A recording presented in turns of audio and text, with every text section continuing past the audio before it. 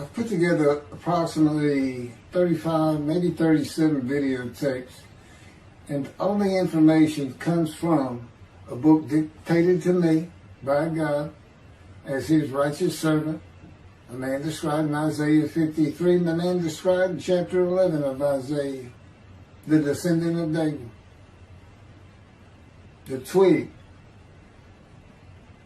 from a shoot that grows out of the stump of Jesse, and it is a stump because of the vanished and failed ancestral tree of the kings of Judah, the line of Jesus. He cannot be the man of chapter 11. He's not the anointed one. He's not son of David. None of that's true. The other book, that book is called Isaiah 53, in the Day of the Lord. And there's about 3 chapters in those particular videotapes that come from the second book that we wrote not too long ago. He dictated to me. It's the story of my life. It's to show you how I fit the verses of Isaiah 53 with regard primarily to suffering, familiar with disease. So that would be wounded, and as it turns out, cancer. But the other words that you find in Isaiah 53, punishment, maltreatment, crushing, bruising, chastisement, okay, that is all in God's power. That's all in God's power, all those words. But the books are unpublished, shunned and despised, the kind of afflicted by God, plagued. Nobody understands it. This is so different than the Judaism the Jewish people have been taught. This Messianic era that will never occur. And we know it's not going to occur now once you believe who I am, and how you cannot. After the mountain of evidence I have presented that is in those books, just as Moses today would have to say, well, look, I wrote Leviticus. You think I just came up with that? You think I just came up with all this information? Did I know how God speaks through an angel and who that angel is? Moses walks by a burning bush that's not consumed. The angel of the Lord's in the bush and God speaks. I'm the one who explained that to you. I shouldn't have to go any further than that. The God says the rabbis, the shepherds, they never listen to my prophet. They think they know everything. Well, I'm going to keep showing that they don't. This is primarily for the people who listen to them and not them. I don't expect them to ever respond. Because by responding, they have to say they've been wrong. Or that's just not what we believe. And so they won't change. The bottom line is they make money on it. That's the bottom line.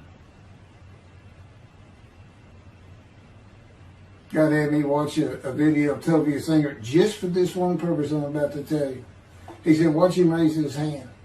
He raises his hand to do his hair or rub his nose or something, and it's this big, fat gold watch. And this is how you know this is a God of old. He said, look at that. Look at that. I said, well, he does dive. His skin dives, scuba dives. So it might be a scuba watch. He said, that's no scuba watch. That's just a big, fat gold watch for everyone to see. And he makes his money on Isaiah 53. God said, at least that's how he really got going. I don't know. I know he has a radio show. But remember, I'm in the fire of refinement. Everything God does with me is to draw emotions, because I'm going to be emotionless once I get to Israel, for the most part. He'll let me feel what he wants me to feel. But nobody can get under my skin. You can't bother me. Even if I seem like I'm mad, it doesn't carry over to my insides. And I don't think about it any more than while I'm, as they would say today, on a rant, getting on somebody.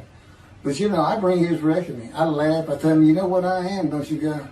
He said, I know you're a lot, man. I said, no, I'm the reckoning. And I am the wrath. That's what I am. He laughed. Holy Spirit laughed. That's what, yeah. I said, you know, righteous servant, David the shepherd, Elijah, prophet like Moses. You know, I like wrath. What's his name? Wrath. What does he do? He brings a reckoning. But anyway, I'm going to go through these early years of mine before God spoke to me. It's chapters 1 through 6. Chapter 7 is God speaks to an atheist, and I've already videotaped that. Walking with God, and something on visions and visuals. So the first chapter, this is what he told me to write down birth and tragedy. I was born in Bryan, College Station, Texas on February. It's just in from the Holy Spirit, yes. Like you couldn't ask me before I started. Yes. Oh, this is only for the people who come to believe in me. I don't expect anybody who's been viewing these materials, and you know, nobody's really subscribing, a handful, to be believed. Again, I can't imagine. I don't know what you people want. I don't know who you think's going to come to do something different. How are you going to know who David is? I mean, according to Judaism, there is no description of him. How are you going to know who he is? All this being presented, and I know Jewish people have seen it, only 60% of the views are coming from the United States. Now, I don't know that means 40% is coming from Israel. Probably not. You got Canada that's be a big follower on my WordPress site. And really just all the countries of the world at one time or another have looked at some of this information as I wrote my blog, and the blogs became chapters. But I'm assuming some Jews have heard of what some man is saying he is Messiah, and they're watching. Well, this is for those who come to believe, the people who want to be the witnesses, the many made righteous. By my knowledge, by the things I can tell you that God would have me say to you. So, you know, this might be bored to tears with others, but it does show suffering, pain, and emotional pain, my background, and just who I am. Not just some kook out here. You know, people say, well, he's hearing voices. Listen, as a lawyer, and I even did criminal law, I've seen some of these people who hear voices. I promise you, you know that's a person who should be hearing voices when you just see them and watch them for a couple of minutes. It's not me. Excuse me. Okay, I was born in Bryan, College Station, Texas on February 21st, 1957. And that's interesting because that's the year the first satellite went up. Russia sent up Sputnik, which was really 3 different satellites, and altogether they were called Sputnik. That is considered the dawning of the age of the internet. Now, I've asked God, how did you select me? How did I be blessed with this and learning all these things with this crazy life that I've had? And but he won't answer me. He's gone poker. This poker guy, he's not going to talk. He's not going to change expressions or anything, or me getting an impression that he is. And so I tried to come up with it on my own, and that is where I started. I said, because I know how important the internet is for this. It's the only way to get things worldwide, and all the teachings that have come through it. I didn't know, you know. I'm 63. I'm not like the young people who can just text messages without looking at the phone and all that. But he's taught me everything. He taught me how to set up Facebook, Twitter, you name it. You know, he would just say, go to your computer, do this, do that. You know, commanded and directed to become very good at the computer and, of course, word processing. You know, I'm a regular secretary, except I still henpeck with one finger. I used to. But God says that's to show you I have perfect use of this disfigured right arm. It just doesn't have muscle in it, and my shoulder's shorter. Anyway, I was born in Bryan, College, and that's where Texas A&M University is. And my dad was attending Texas A&M when I was born. I graduated from there 22 years later, which is a story in and of itself. So I was born premature in the 7th month of my mom's pregnancy. I was born in February, and there were many complications. My parents were told I would not make it through the night, and they should just take me home. Mind you, this is 63 years ago. The biggest problem was that my insides had not fully formed, and it was impossible for me to take milk. Mammy, my great-grandmother, told my parents, boil rice. Feed him the rice water. It's got all kinds of nutrients and minerals in it. Dad says he threw out a mountain of rice those first few months. And it would not be my last encounter with death. So my dad graduated and we moved to Metairie, Louisiana. And his first job is an oil and gas geologist. He looks for oil and tries to sell deals to people who can raise money to drill. He gets money up front and a percentage of production once they get their money back. That's what he's done his whole life. And I became, as a lawyer, I became board certified specialist in oil, gas, and mineral law because I had found it so interesting. As a young boy, I became interested. But he rarely had time for us. The other part, I said, okay, well, I was born when the dawning of the internet, so he's got a selection process for 57. And I come from a dysfunctional family. Lots of drinkers, lots of fighters. And on my mom, her grandfather committed suicide. It's tragedy. Earth and tragedy. In the Great Depression, he lost everything. He owned land in what is now downtown Dallas. But then when she was about 4 or 5, her mother went down to the market square in Crockett, Texas, small East Texas town. Everybody has their courthouse in the center of town, and there's streets on either side with stores. She went to the hardware store and purchased rat poison.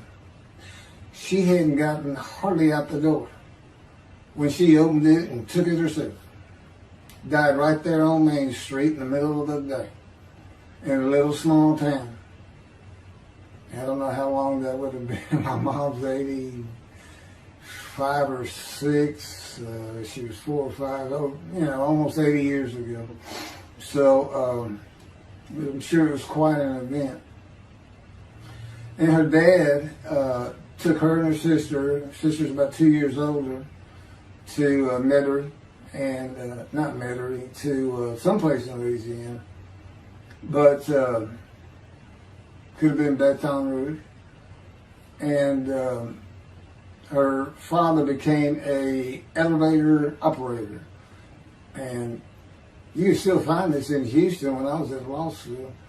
I went to law school downtown Houston, but South Texas College of Law. And at the courthouse, they would have somebody sitting in there on a little stool and with a lever and take you up or down, take everybody up or down. With all the lawyers coming in for the court cases, it was packed. I'm sure they've done away with it by now. But that's what he did. And they found him one day or night. He had taken out a pistol, he shot himself in the head and killed himself. So now she had suicides on both sides of the family. And her father's brother took the 2 girls in. He actually adopted them. And when she was about 10 or so, I believe, she's with him out in some shack in East Texas. And, there's not even phone in this place. And he took a shotgun, and I'm sure he'd been drinking. They were all known for it. And blew his head off right in front of her. I mean, that's all the circumstances I know about it. It doesn't sound like a good scene at all, but it scarred her for life. Okay, we've been taking care of her from the get-go. My father amazes me to no end. What he has done to care for her. See, they knew that was his sweetheart. Eventually, now at 10 years old, that's who he married. And they're both from Crockett, Texas. Small town people. I still take care of them. They've taken care of me for 10 years. Got to me from society. He made me quit law. terminate my law license in Hawaii and Texas, and took me into poverty. I've been in poverty for 13 years until I just now filed for Social Security early. But I give them more than 90% of it to make up for everything they've given me for 13 years. While I'm in God's fire of refinement, learning everything I need to know. And I have learned much. There ain't any question.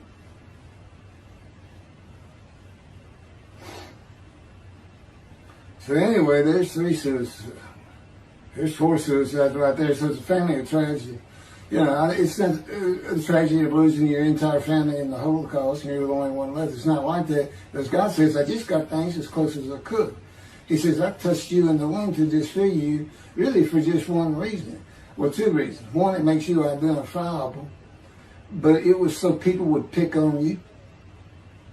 I wanted people picking on you because that's what happens to young Jewish boys. Just for being Jewish, just for having a disfigurement. People will pick on you. I told him since, I don't even really recall many people saying anything to me.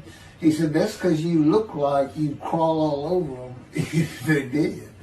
And I did. I was always just say something, anything. That's just the way I was just angry inside. And God's taken all that away. But I can still go on a good rant. But, and then my mother in the 60s, young people may not know this, but that's when, you know, the Woodstock and marijuana, LSD, everything started getting big. And at the same time, doctors were just handing out pills left and right. Valiums, painkillers, Percocets, you know, just asking for it. They were writing scripts. And I know today they put a lockdown on that, but she got heavy into it and drunk all the time. I'd have to come home from school and stay with her, and she became such a different animal, a different person when she drank. She became a little girl, you know, and having your mom act like that and slobbering, and, you know, I'd go in there to be Valium dripping out of her mouth with a bottle of booze by her. So it was an ugly scene. And so I came from a dysfunctional family, so I think God wanted that. And He's there with me from my first year to make sure that I live a life of suffering. He orchestrated many of my wounds. And He's taking me back in vision to see these things. And His visions, one thing you don't pick up in the Bible, when I say Bible, I'm talking about the Jewish Bible, the Hebrew Bible, the Tanakh, unless I say otherwise. Which is like when God says, my peoples. If He just says my peoples, He's talking about the Jewish people, the chosen. I mean, He may say the peoples of Moab, or just by the context, you know, He's referring to another group. But that comes up all the time. So to add to that, she tried to kill herself a few times. And when I was 10, my dad was at a Texas A&M game in Dallas. And I know it was 1967, so I was 10 years old. Because I'm very familiar with that particular game. It was against Bear Bryant and Alabama Crimson Tide. And he had coached at Texas A&M. So as you can tell, me and my dad are big Aggie fans and football fans. But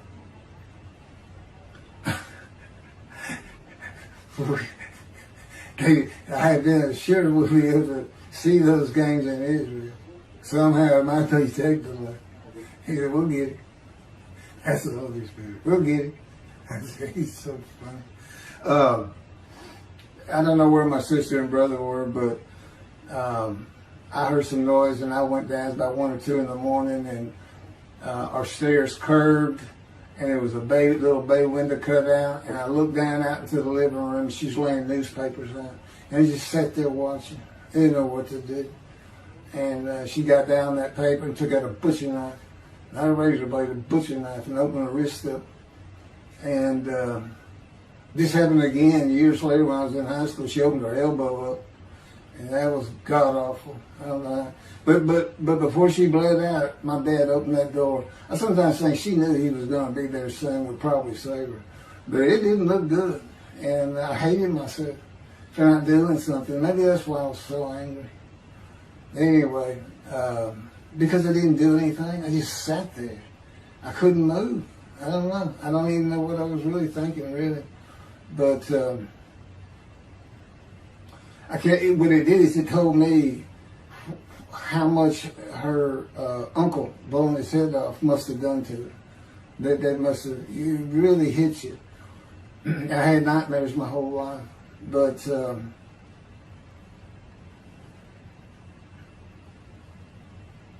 I was 16 when she did the thing with the knife.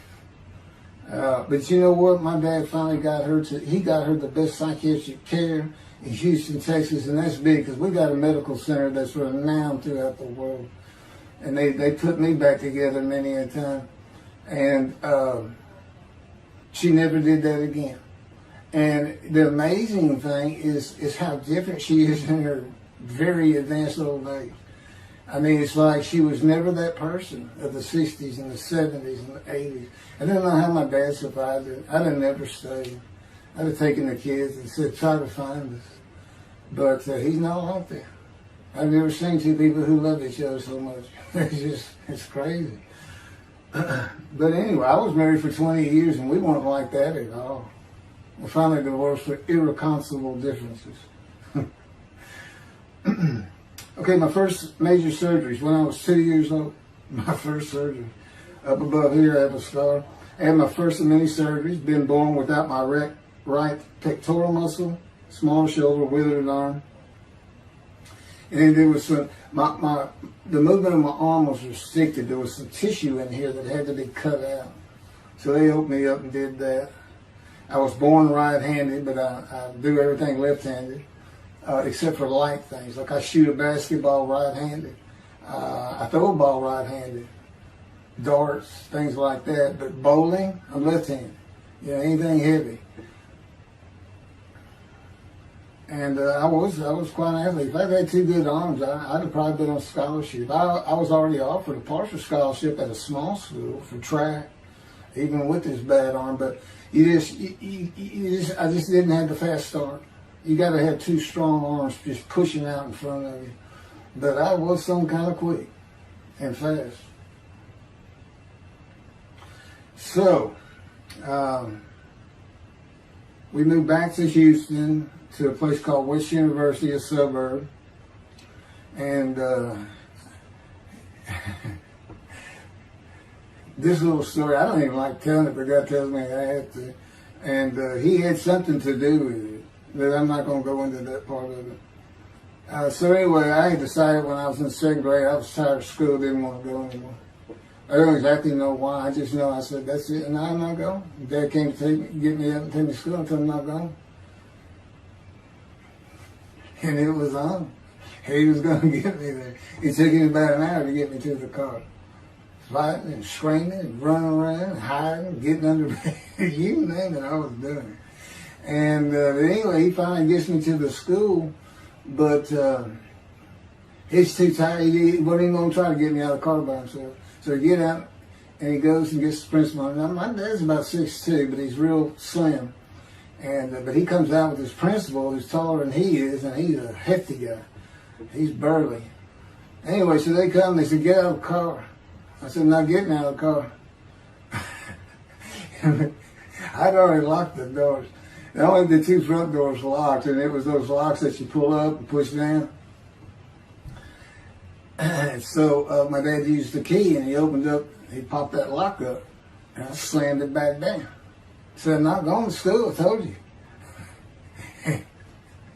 He threw some keys, they started throwing the keys at one another over the roof. The principal was trying the same thing, and I'm slamming his door, I'm leaping across the car. Man, I don't know how long I went, but they finally, in 5 minutes maybe, seemed like an eternity. I was terrorized, that's the way I look at it. Anyway, the principal got it open, and I saw that door open, and I got back on the far other side of it, by the steering wheel with my back against that door. I curled up like a ball, had my knees on my chest, and he reached in to get me, and I unleashed on him, kicking him in the face with everything I had. He broke his glasses, and his orbital bone got shattered. So, That wasn't my first principal either. There's another one. So, but anyway, so they carried me in, and it was very embarrassing. I was crying. But again, funny thing, nobody, because I stayed with this same group for 9 years, going to West University and the junior high there that you go to. Nobody ever said anything to me about it. And I knew some of those kids that were in that class.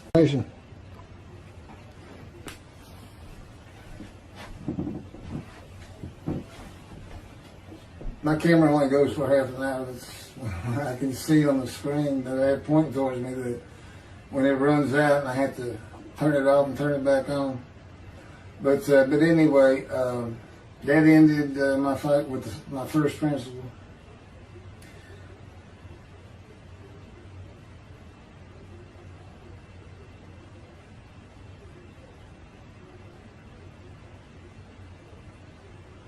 Yeah, here it is right here.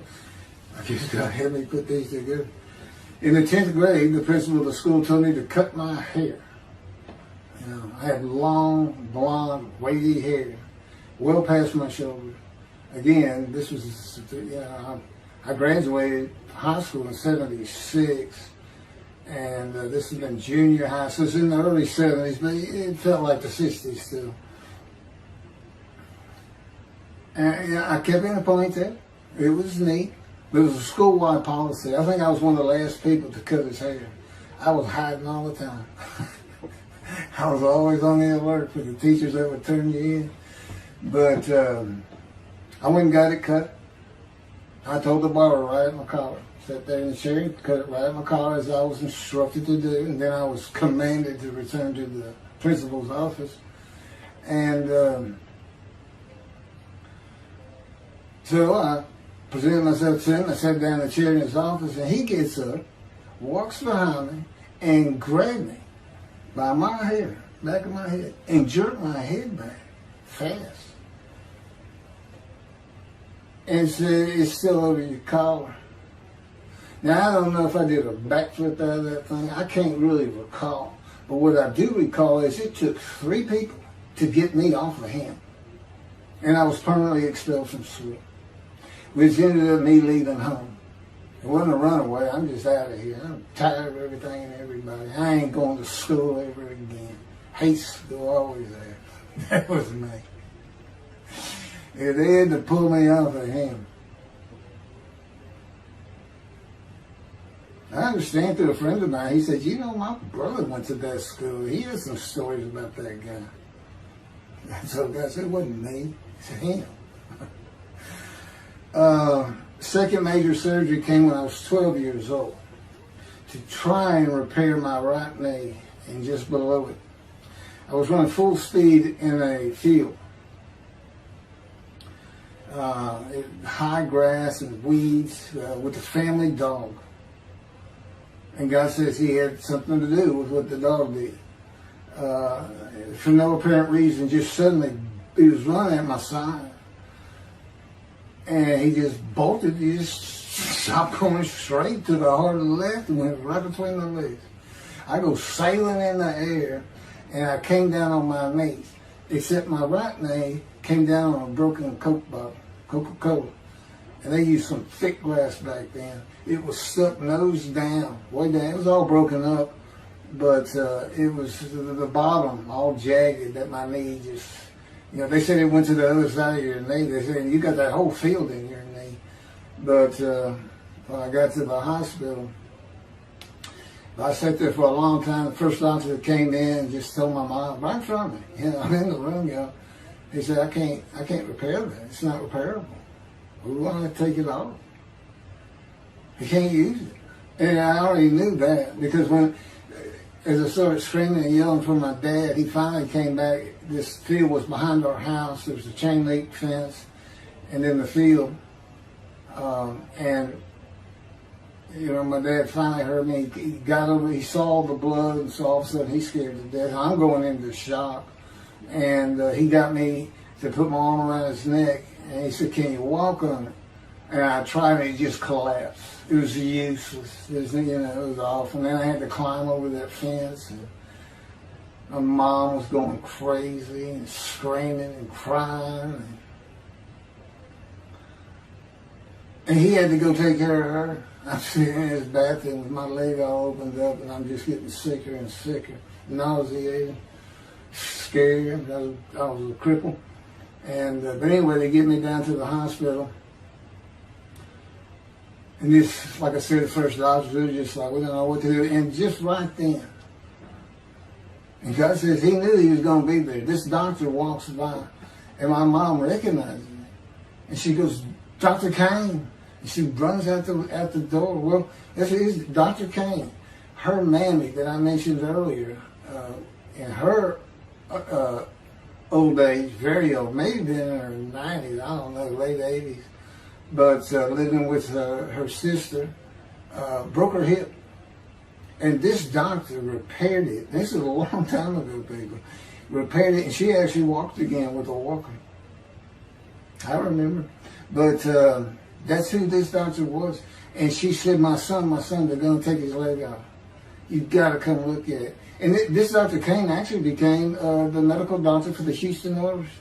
He repaired many in me before and after me. I guess that's what he specialized in. But he was there at the hospital just to do rounds. He wasn't dressed for surgery or anything. But he came in that room, and I mean, he was livid when he looked at my knee and knew how I'd been there for like 5 hours at this time. And he just started barking orders about getting me prepped for surgery, and he takes off to go get prepped. And they literally ran me down to surgery in a gurney. I mean, they were trying. This kind of fear he put in everybody. Anyway, I was in the hospital for weeks, and I woke up with my leg. I was glad of that. But I had a cast from my hip to my ankle. And he told me, when I finally was being released, he said, if you put any weight on that leg, you'll never walk again. So, I can't remember, 6 weeks. I don't know how long it was that I had that cast on. It wasn't my first cast, it wasn't my last.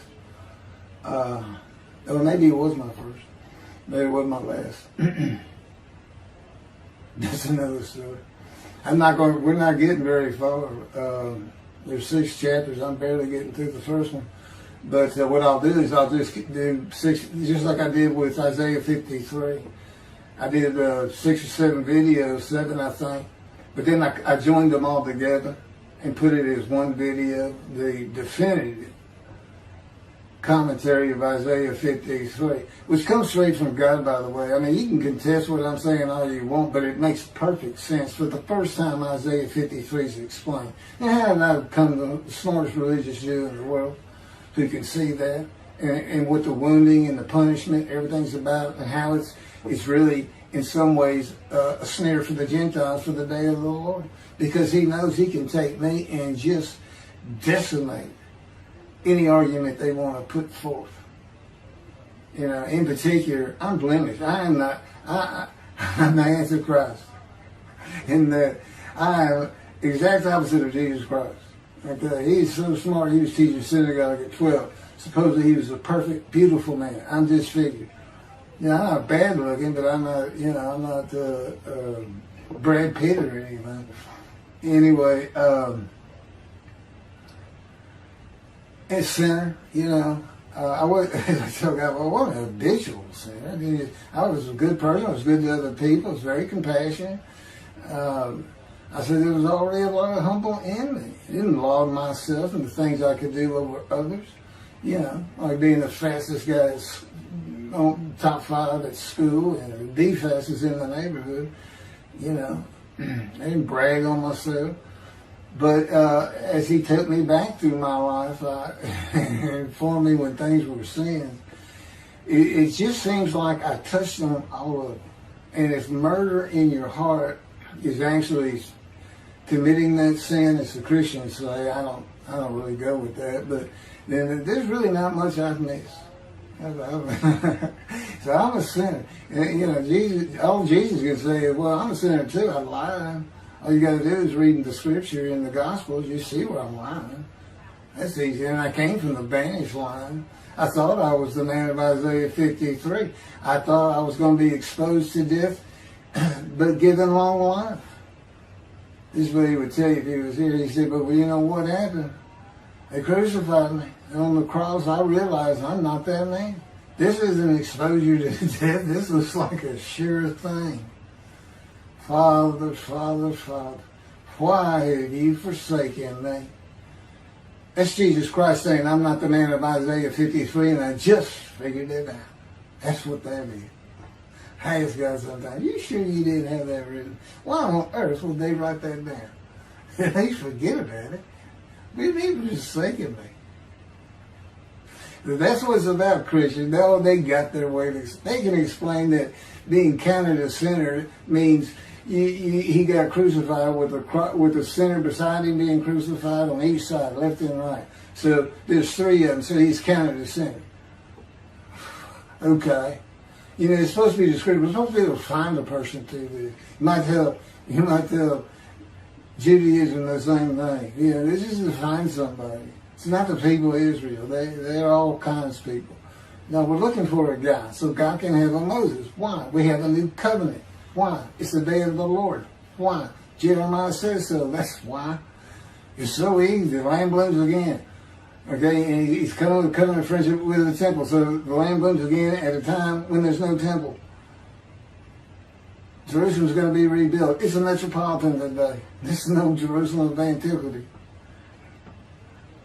The old city might be too big. And I'll make a new covenant with you. I'm going to forgive all your sins and remember them no more. That will cause Torah to be written on your heart. It's a metaphor. When did he do this before? Oh, that's right. Assyrian Babylon exiles. Isaiah was right before. God said, I forgive your sins, remember them no more. They became a holy seed. What they did? They built the second temple. What are we missing? The third temple. This is so easy. So it is the day of the Lord. There ain't any question of that. I'm just telling you it started with the Russians. So that Sputnik, those old Ruskies. And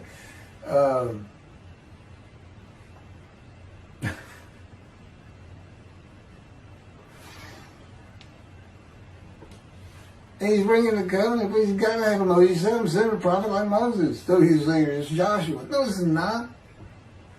God needs him today, the day of the Lord. And guess what? He gives us a description of him. He knows this is a time of secularism, reliance on science and medicine and doctors. And you got so many more people who the only book out there is not the Hebrew Bible. There's a lot more books than that. There's all kinds of distractions, television, cell phones, computers. Back then, you just sat around and said, what do you think God's doing?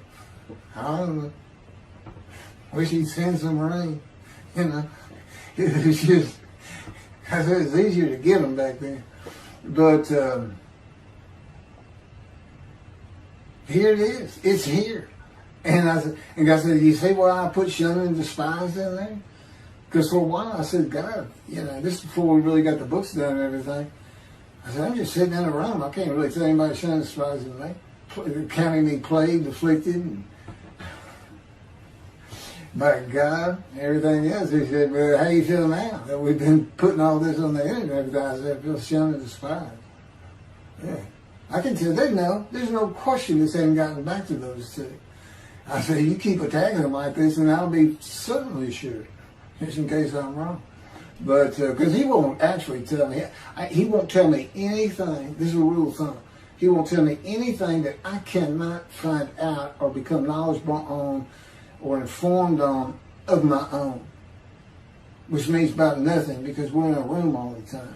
The adjunct of the Holy of Holies, what I call it. I live in the Holy. I'm like the priest the only person who could go into the Holy of Holies was the high priest. And that's what I'm like. As a matter of fact, God had me write down, just as he had David write down, a new Psalm, 151, where God said, it's on a video, where God is speaking.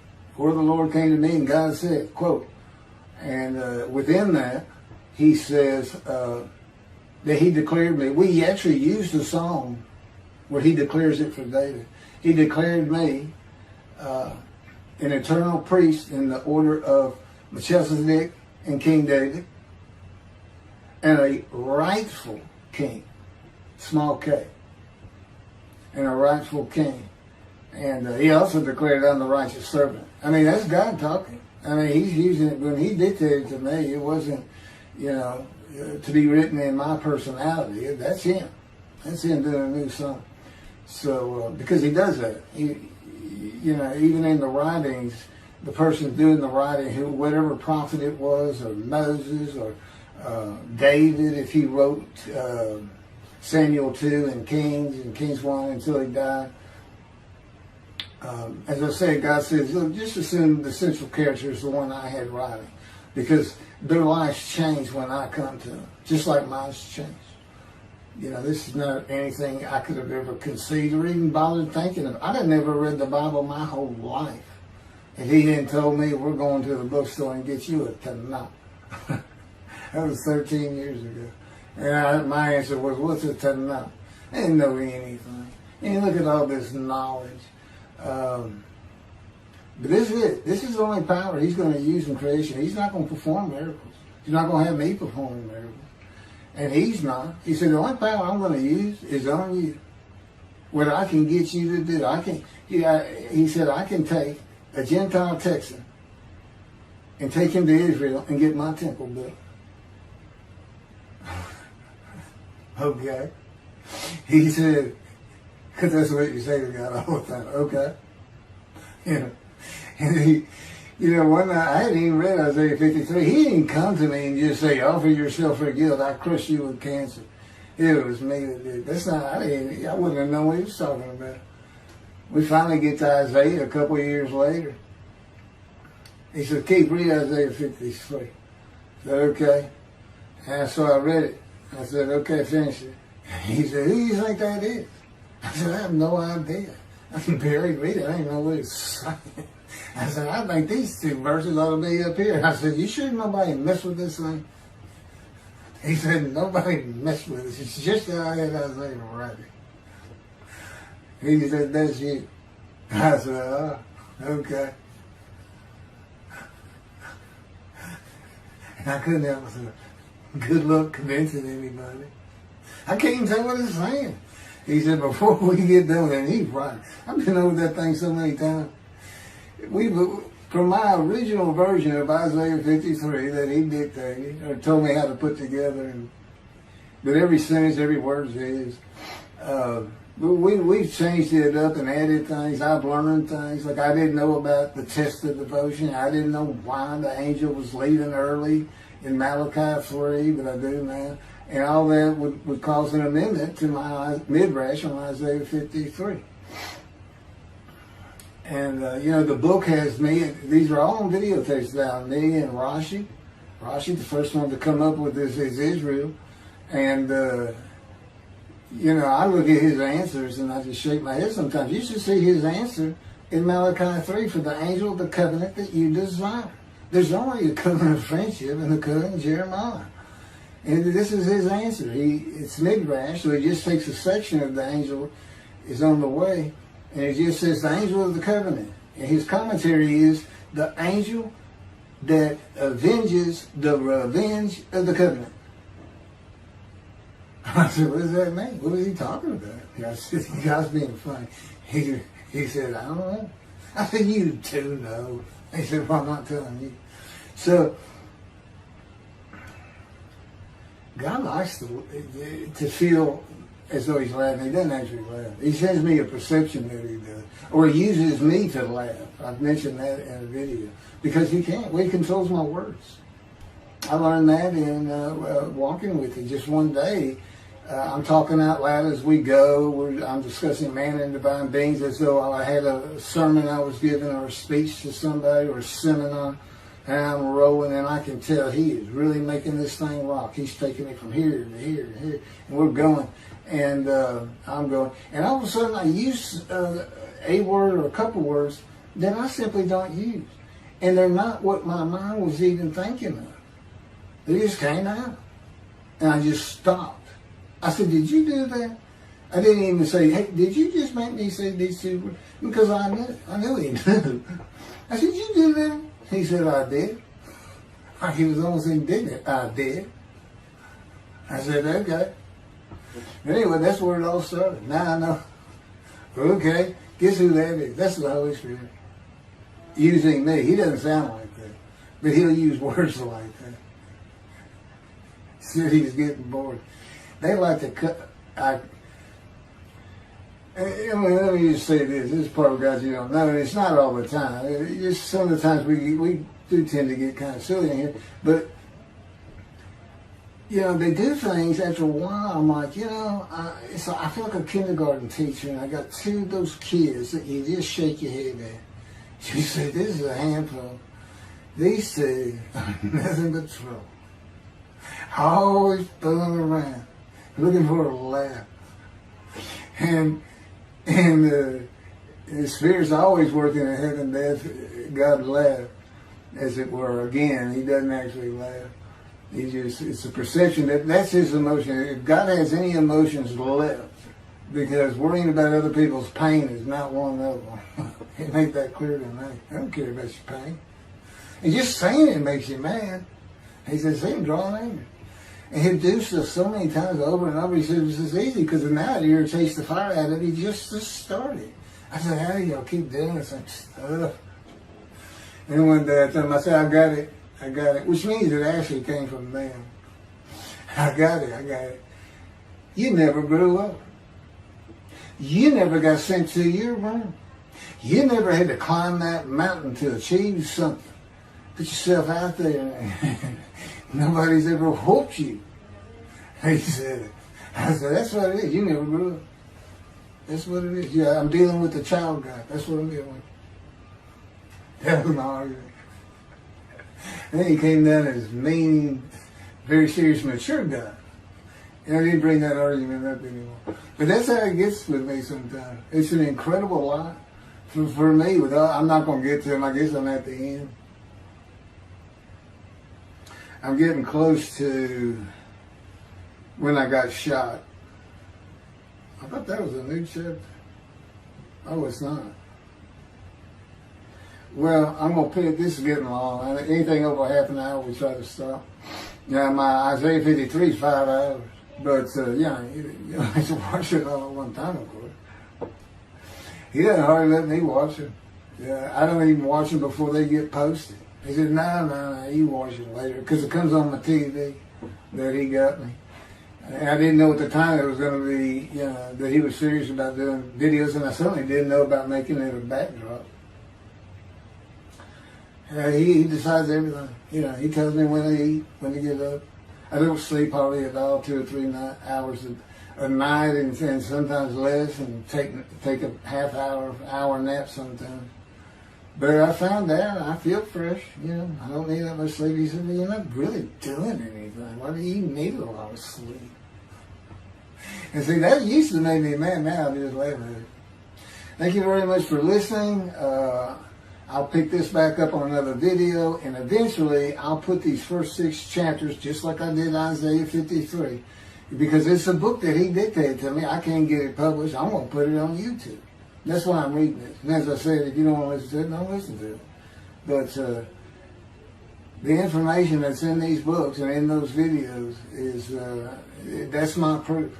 And quite frankly, God says, if that's not enough for them, well, that's just too bad. Utter destruction is what they end up getting. They better learn how to listen to the prophet. See, it's no different than the people back then. You'll say, well, why didn't they listen to Isaiah? Why didn't they listen to Ezekiel? Why didn't they? They laughed at Ezekiel. That's what Rashi says in his commentary. I didn't know it was laughing at him, but they just ignored him. Yeah, everybody thinks they know it. But in any event, I do know there's one chapter we haven't put in there, and that is recognizing a prophet in a town. It says Moses vouched for Joshua, so he didn't have to be tested. Now, the problem with all that is, and I think why God hadn't had to put it on video, is that they're looking for a seer, somebody who can see the future. But see, that's antiquity. I mean, that's not what you're looking for today. Moses wasn't a seer. And none of the prophets were seers. They just wrote down what God told them to write down. God's the prophet. Is the one making prophecy. And what he does, he doesn't actually just, quote, see the future. He walks it through. He says, okay, right here is when they're going to send up a satellite. This is where humanity will be at that time. He can walk it through in his mind. As I mentioned, his eyes, he doesn't have them. It's just his absolute knowledge of all things. He can form a picture of this room. Me, it's in here. He knows every atom of my body. And it's like he does a vision for himself, a visualization. That's what I call when they put pictures in my mind. He says, and he puts it into the spirit's mind. And they're both within me. You know, the big cloud that just came down. If you're sitting in a room with me, it envelops you. But it engulfs me, it goes through me. My little spirit cloud becomes part of the big cloud. That's why God is in his spirit. Here's the elements of spirit. Here's the elements of God's presence, his mind. Two clouds, they just come together. They can be together. Okay, but God's still one. He created the other cloud. And then in this room, filled with them, my little spirit is like a little cloud that just came in and part of it. That's who I am. That's a man in divine beings. Okay? No, it's like nobody's really expecting it. Well, maybe it's because you didn't know these things. And now they want, I get the feeling, shunned. Shunned means I'm not looking at that. It's not like a kook.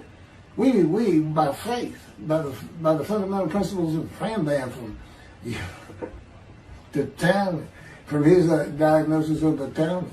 Why don't you do your own? Why don't you throw the talent out and learn some new stuff? Why don't you get out of antiquity? Every religion has an end times like that. Every religion ends up with utopia for its people.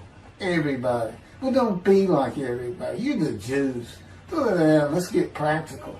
Let's have God in our midst again, in a man like he was in Moses. Let's point at him and tell the Christians that is the man of Isaiah 53. Here's what it's about. God says he's coming back. He told us we're not waiting on him like you.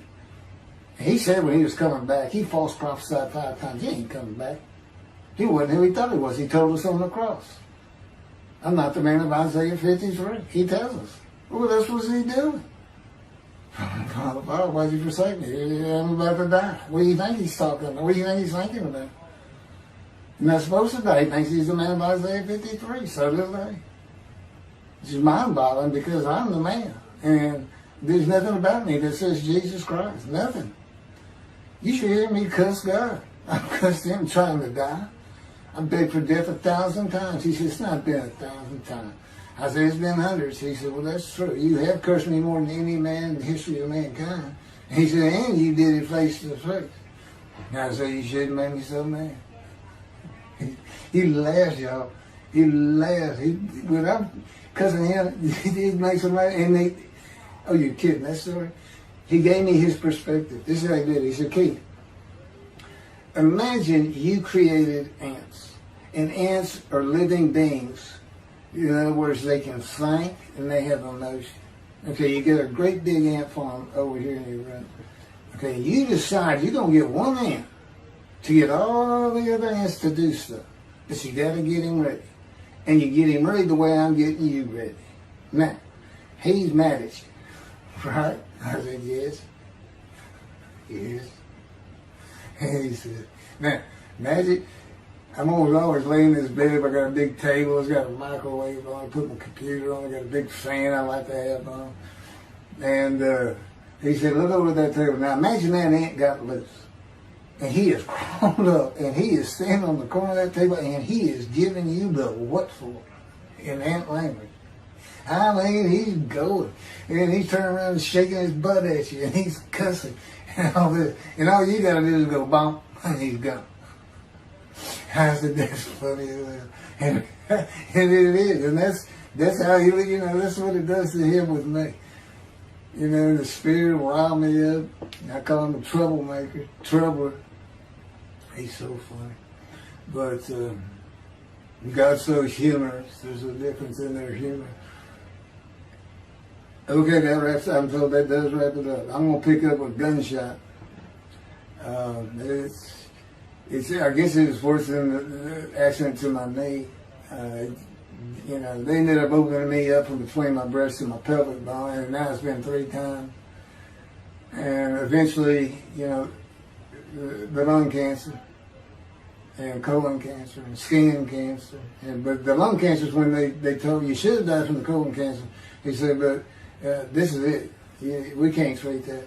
It's too advanced. You're gone. And prepare to die. That was 20 years ago when the planes hit New York. It was the planes hitting New York that got me up off the ground one last time to see one more doctor. The life of God's righteous servant of Isaiah 53, chapter 3, gunshot. Shortly after I recovered from my knee injury, I moved to Fort Lauderdale, Florida. I was not happy about it at all. It turned out to be a lot of fun. I made some great friends to celebrate my 13th birthday. My only injury in Florida was having my front teeth shattered and knocked out, requiring caps, which was more of an ordeal than I would have imagined. We returned to West University in Houston after 2 years. My mom was not doing well at all, and it was getting close to her second suicide attempt. I was back with my old friends and did not have much supervision from home, and I failed ninth grade. I made my own decisions, and I rarely listened to others. After being set back a year at junior high school, I made a few new friends, which led to my next serious injury. My best friend was a Spanish Italian whose father was from Sicily. And he kept a machine gun in a violin case in his office at the restaurant he owned, where his son and I were waiters. It was called the Godfather. My friend was the best pool player I've ever known or played with. An absolute natural. I will call him Antonio, but that's not his real name. Antonio's girlfriend was a Jewish girl. I will call her Rebecca, but that is not her real name. Antonio was a Catholic Christian. Rebecca did not practice Judaism, and Antonio did not go to church. I was a confirmed atheist, and we never talked about God or Jesus. Rebecca's father had foreclosed on a ranch about 8 hours from Houston outside of LaGrange, Texas, Fayette County. LaGrange was famous for the Chicken Ranch, which was an illegal brothel that operated from 1905 until 1973. The business served as the basis for the 1973 ZZ Top song, LaGrange, and the Broadway musical, The Best Little Whorehouse in Texas, as well as its 1982 film adaptation. T.J. Forney was known as the meanest sheriff in Texas. In the coming weeks, I would be interrogated by him outside of Shock Room 3 at Benton Hospital in Houston. This is an excerpt about him from an internet article. It was the most one-sided Texas battle since the Alamo, as 100 citizens watched disbelievingly in the dusty little town of LaGrange, their beefy sheriff, T.J. Forney, reached into a black 1975 Continental Mark IV and began to shake, by his $300 suit, Marvin Zindler, the star consumer crusader of Houston, Texas. That's from People, June 17. Next, the sheriff tore off Zindler's blue-white toupee, waved it in the air, and then finally ground the rug under his cowboy boots. Behind Forney's fury was the fact that on Zindler's last assignment in LaGrange 18 months before, he had filmed an expose, which resulted in the closing of a critical part of the local economy, the Chicken Ranch, a legendary body house. Antonio, Rebecca, and I first went up to the ranch in the summer of 1975. It was a small ranch house and small lakes with horses roaming around loose in pastures. We decided it'd be fun to try and catch one of those horses and go riding. The next time they went to the ranch house was in Rebecca's father's Mercedes-Benz. Two-door convertible Mercedes-Benz. I sat on the hood of that Benz with a lariat while she tore through fields trying to run down a horse for me to rope. The horses could turn too fast, and we never got close enough for me to rope one. What we could and did do on the next trip was bring guns. A 30-30 rifle, shotgun, and two 22 caliber pistols with holsters. As a backdrop, Antonio and Rebecca had broken up as boyfriend and girlfriend, and her attention had turned to me.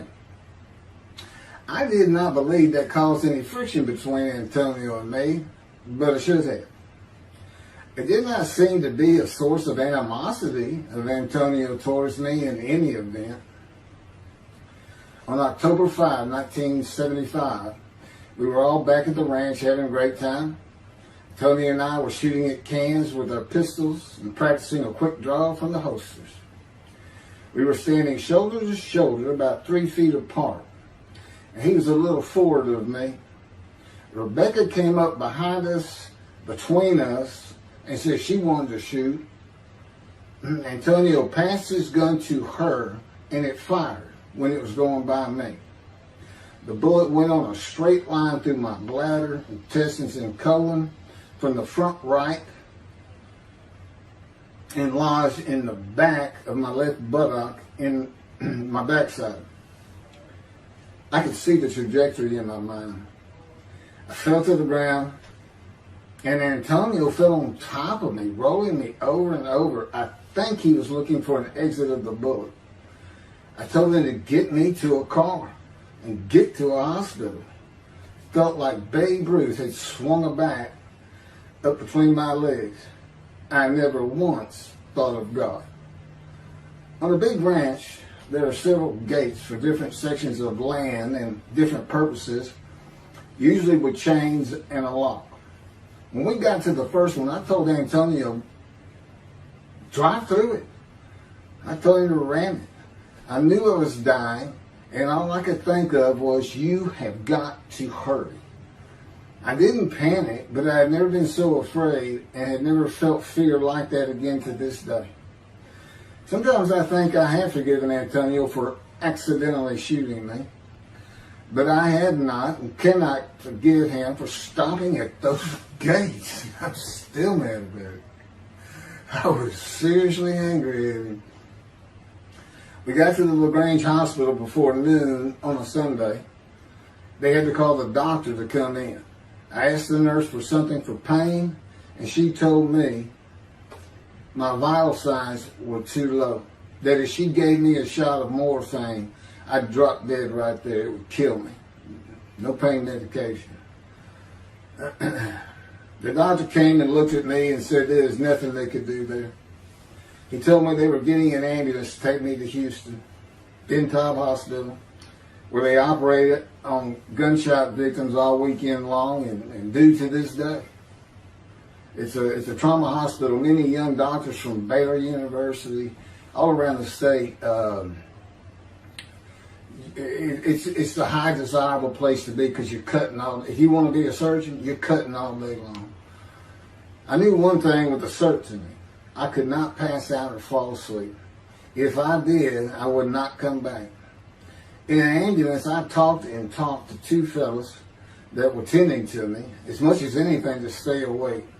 I asked them such things as what it was like to be married, graduate high school, have a career job, but my mind repeated over and over, you have got to hurry. We arrived at dusk. This happened before noon when I got shot, so now it's getting dark. When the ambulance opened, my brother jumped in to help. My mom was standing by the entrance to the shock rooms in her fur coat. She later told me that since Bentab was a public hospital, it might help if they thought we had money.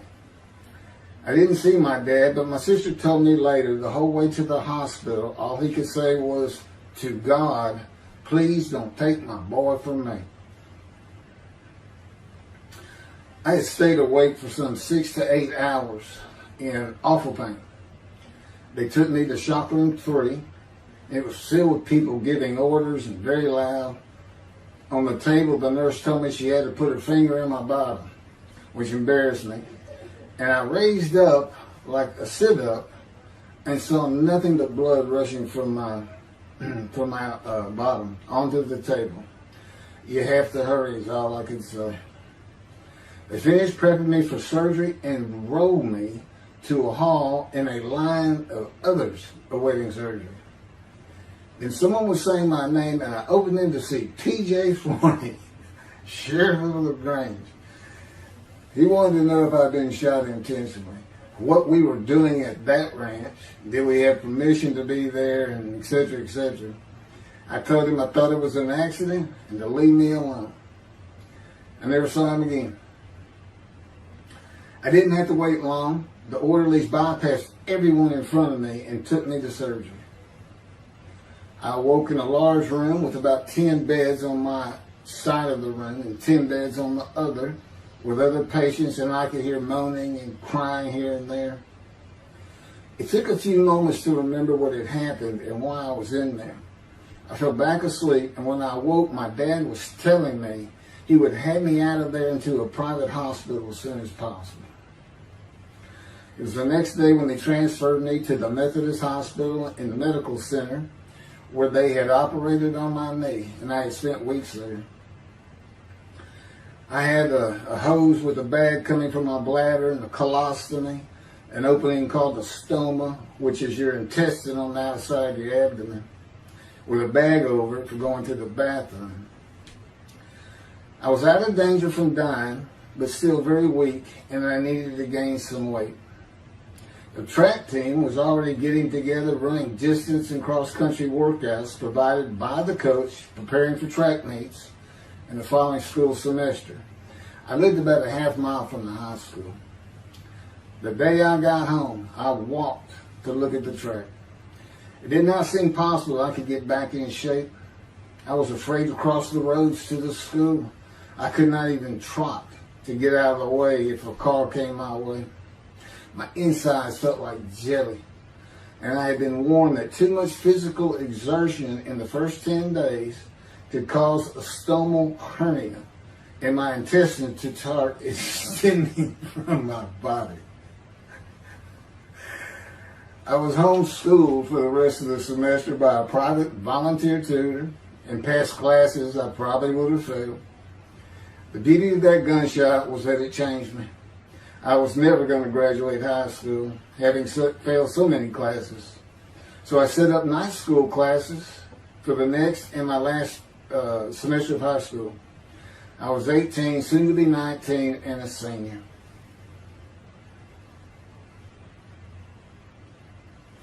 Chapter 4, College and Law School.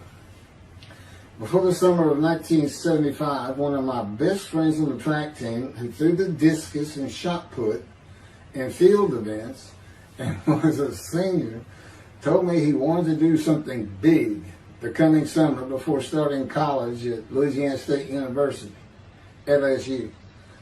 I was only a junior and I had no plans for the summer. He mentioned this to me, and I began thinking about how long it had been since I had been to Colorado. My father, who had really good years and many so-so years, depending on how the oil and gas industry was doing. And when I was in junior high school, he had sold some prospects that completed a few wells and had purchased a condominium in Pagosa Springs near Durango, Colorado.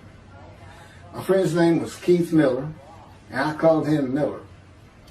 He had given me the name of Say Babe. At one of our night track meets, I was running the 330-yard low hurdles, and the last turn was behind bleachers where the officials lost sight of us for a few moments. A runner to my left veered out of his lane into mine and took my hurdle, and I had to slow down and go around it, yelling, "Hey man, that's my hurdle." I wasn't happy. I do not remember how Miller knew what I had yelled, but he was probably on the football field inside the track working on shot put and discus, watching me run and hurting me. I did not really know him very well at this time, other than he was a popular senior who knew everyone, in stark contrast to me. On the following Monday, I was walking down the halls between classes, and coming in the other direction was Miller, though I did not see him. Then as he was passing me, in a loud voice, loud enough for everyone in the entire hall to hear, I hear, "Say, babe, that's my hurt." Hence, say, babe. That began a really good and fun friendship, and I got to know the class I should have been in if I had not failed ninth grade. And because I was Miller's friend, I was immediately accepted by anyone he introduced me to. I found out about 40 years later on Facebook. I looked him up and we friended that he's Jewish, and particularly because of his brother. He's got an older brother, and they look just alike. Live up in Oregon. But I did not know that. It's not something we ever talked about. Just didn't think about it. I'm sure he wasn't observant at the time. I told Miller about my dad's condo and suggested we plan a trip up there and backpack in the Womanichi wilderness of the San Juan National Forest. I had hiked there while in junior high school with a friend and his little brother. I had a driver's license in my second year in the ninth grade. The prominent 13,000-foot peak is 10.7 miles from the town of Silverton, which began as a silver mining camp in 1873, and that is where I plan to take Miller.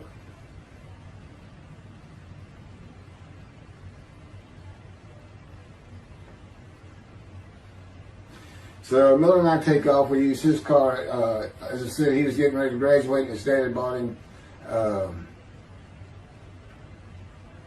Toyota. I can't remember the name right now. My dad's condo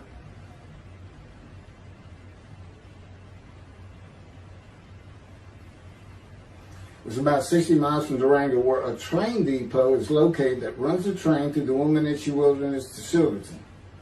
The train is an authentic, narrow-gauge, steam-powered, coal-fired, scenic railroad train ranked one of the top 10 scenic railroads in the world. It's something else. It stops twice in the same places to let off and pick up hikers and backpackers in the Animas Canyon of the Womanichi.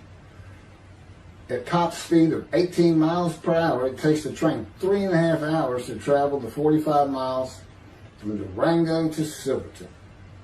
Oh, here it is. Miller had a new Toyota Celica. And after a day and late into the night, we made it to Pagosa, slept, and we're at the train station before the first departure the next day. I don't know what the problem was, but the train was not going to run that day. So we couldn't get to where I wanted to take him. It's just too far. We decided to get a hotel in Durango and just head down the train tracks into the wilderness and explore an area I had never seen in with the maps. We got lost. And at one point we decided, let's just put these backpacks down and you go that way and I'll go this way. Well, we did that. We met back up, and then we couldn't find our backpacks. And we did finally find them. We slept that night, and we had a big black bear episode because we had left some food out on the ground, which we shouldn't have done. And but anyway, we ended up making it back, and we had one of the best party nights I've ever had in my life. We hit the main street in Durango, which is a tourist hotspot, and we hit every single bar. You could drink at 18 back then. It wasn't 21 as it is today. And we did. We made sure it was like a go. Okay, let's go to every one of them had at least one drink. Shot of whiskey, Boilermaker, beer, whatever. I can't really recall other than I knew I had been drinking the night before when I woke up. But we did. We hit both sides of the street. I don't know how long it took us and how many drinks we had, but we just had a lot of fun.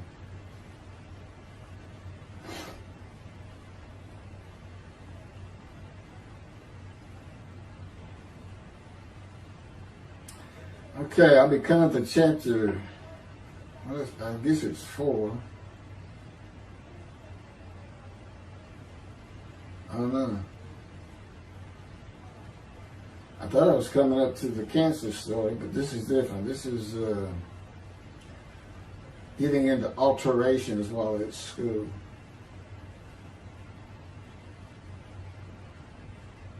So anyway, I was shot on October 5, 1975, and by early December, so it's October 5, and then in early December, they I had surgery again to put my intestines back together, which was, it was dicey. They kept telling me, we don't know if we can reattach. There's people like Bob Hope lived his whole life with one of these stonal deals. And it's just a horrible thing. It was successful. They put it back together, and they removed my bladder tube. The girl next door, who I had never talked to other than to say hey or hello, and who also went to high school with me, had been coming over daily, and she agreed to be my girlfriend when I asked her a few months later. I did my night school and graduated last in my class, or close to it, of over 400 people. In late December, I began running with the track team. Now, I had surgery early December. I already got out there with them, which was difficult. Pulling 2 tires on the cinder track. There's a rope, 2 tires, and you put a harness around your waist. I had to put mine high up on my shoulder. On the cinder track for a lap and a half, 660 yards with 2-minute intervals, 6 times was the toughest. My speed and quickness were still there, but distance running and my endurance, it took quite a while to come back. In early February, just about 3 months after being shot, I won my first 120-yard high hurdles race at a track meet that was fast enough to qualify at the upcoming district track meet for the regional track meet. Winning at the regionals would place me in the state track meet. I was fast, but my disfigured right arm really held me back.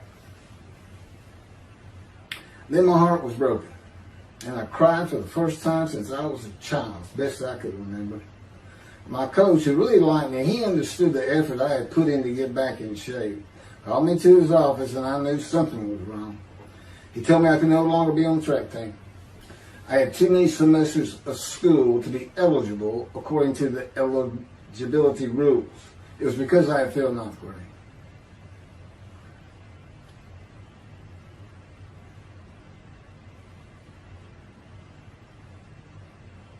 And of course, I had no one to blame but myself. Skipping school all the time, just not trying or caring about learning was why I failed. I was not lacking in intelligence and common sense, as many people thought of me. I could and often did read a complete science fiction paperback book during the school day. One day. I'd get them from my brother. I just sat in the back of each class and read my book, and the teachers always left me alone. I also was suspended from school a couple of times for fighting. First fight was in the gym in the bleachers, with the principal on the floor telling us the do's and don'ts for the second semester of the 10th grade. This is 2 years before I was shot. I found out he already knew me by name, and I had never talked to him. The second fight was with the same guy, but this time we took it across the street from the school. He had about 10 of his friends, and I, being pretty much a loner, I had none. They were African American, bused into school from neighborhoods far away. And I just didn't understand them, or know why they even talked to me with words I did not get, like word, or say, man, can I hold $1?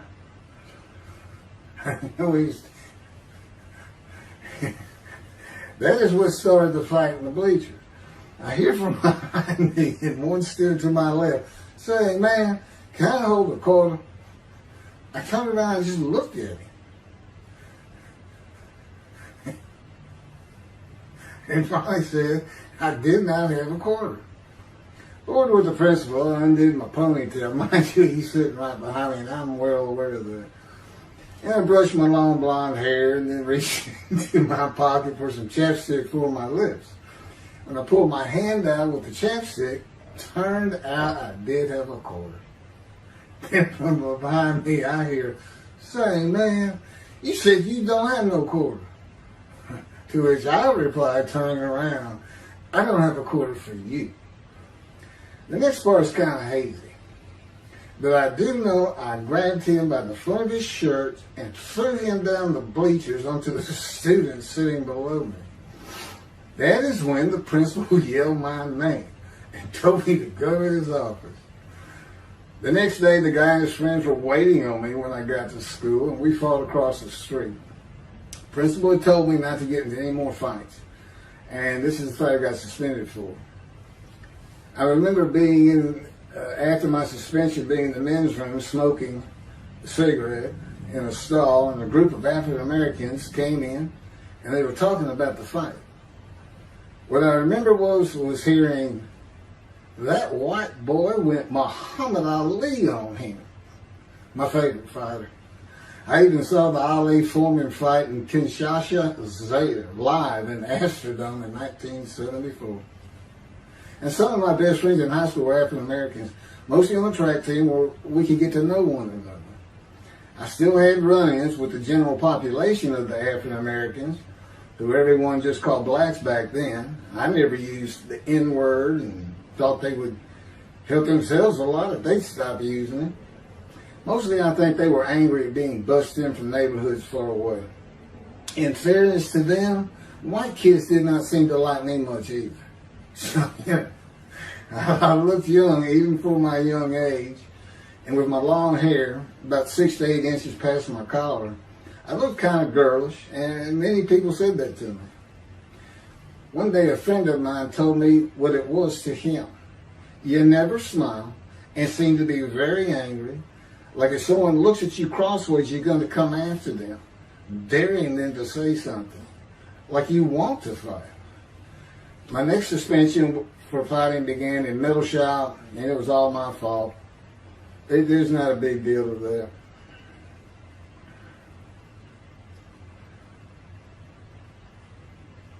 The last fight I was ever in came right before I was gunshot at the ranch. The accident really changed me and the way I looked at life. I never got in another fight after I got shot. It took some of the fire out of me. My longtime friend from junior high school and I were at Memorial Park at night and walked down a train track that ran through the woods, away from the streets and recreation areas. We went to the center of a long railroad trestle bridge that ran over a bayou to wait for a train to round the corner from either direction on a single track. When a train would round the corner, we had to run and jump off the trestle after clearing the bayou. We were drinking beer. As we were sitting, we started talking about the price of gas that was 44 cents a gallon in 1975. Anyway, the trains weren't running. We got up to leave, and as we're walking down the steps, he said something about my father and about how to find oil and gas. And I turned around and just hit him with everything I had, with my right arm. And I realized what a stupid thing to do. I called him the Big Sweet. He's huge Norwegian. His hair was white and long and longer than mine. His hand was the size.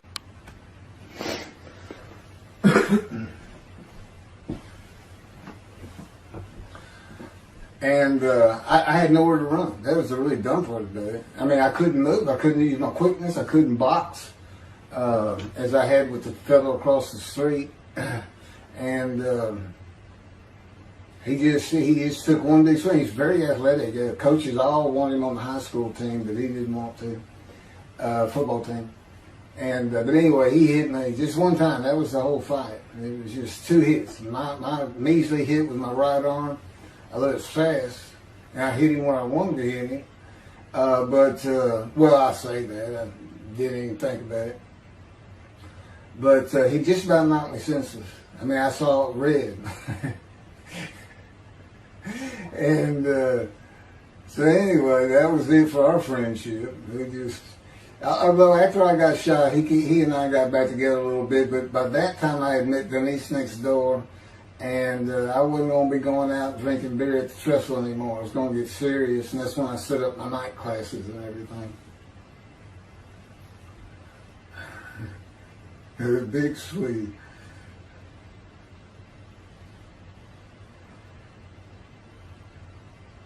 After the gunshot, I stopped seeing old friends, including Antonio and the big Swede, and spent all my time with Denise from next door.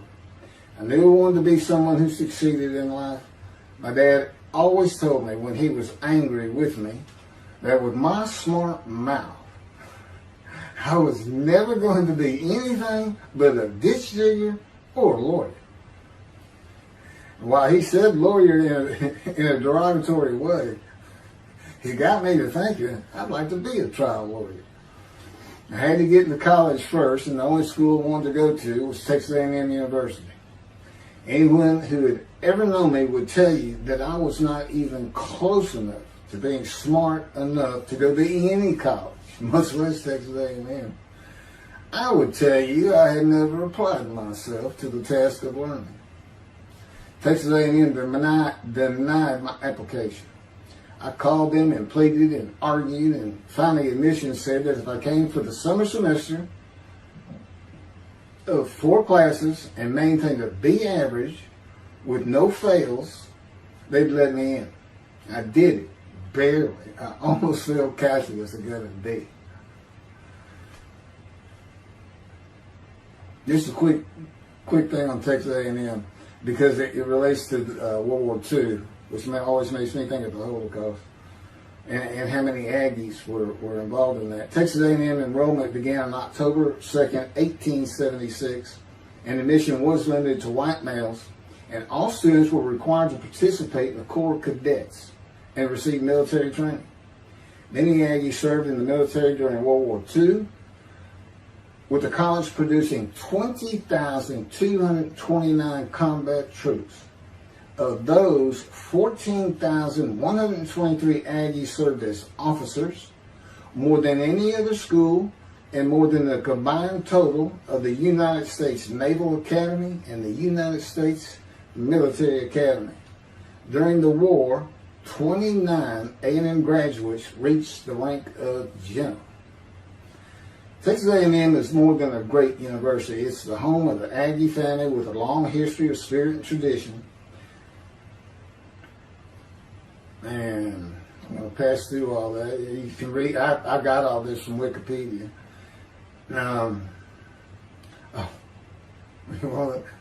Like Notre Dame, it's a school full of tradition, especially notable at football games and in campus life, drinking beer at the Dixie Chicken. I had a good friend in what is now the Volunteer Corps of Cadets, and we've been shooting pool and drinking beer all night on the weekend, and finally left sometime after midnight. I walked my friend back to the quad, Corps Cadet Quad, a large open area where people could gather, surrounded on 4 sides by dorms for cadets only. And I dropped him off at his room. Before he shut the door, he looked at me, and not for the first time, said, "Want to race?" He's fast. We used to race many times. I said, yeah. Of course, we were pretty much, we've had a lot of beer. I said, yes. And he went to the end of the hall and took off at the other end of the hall. He was fast, but I was pulling away with just a few yards to go and hit the wall before I could stop and busted my chin open. Blood's pouring out everywhere, people opening doors. Look, that's what the little guy did to the taller guy.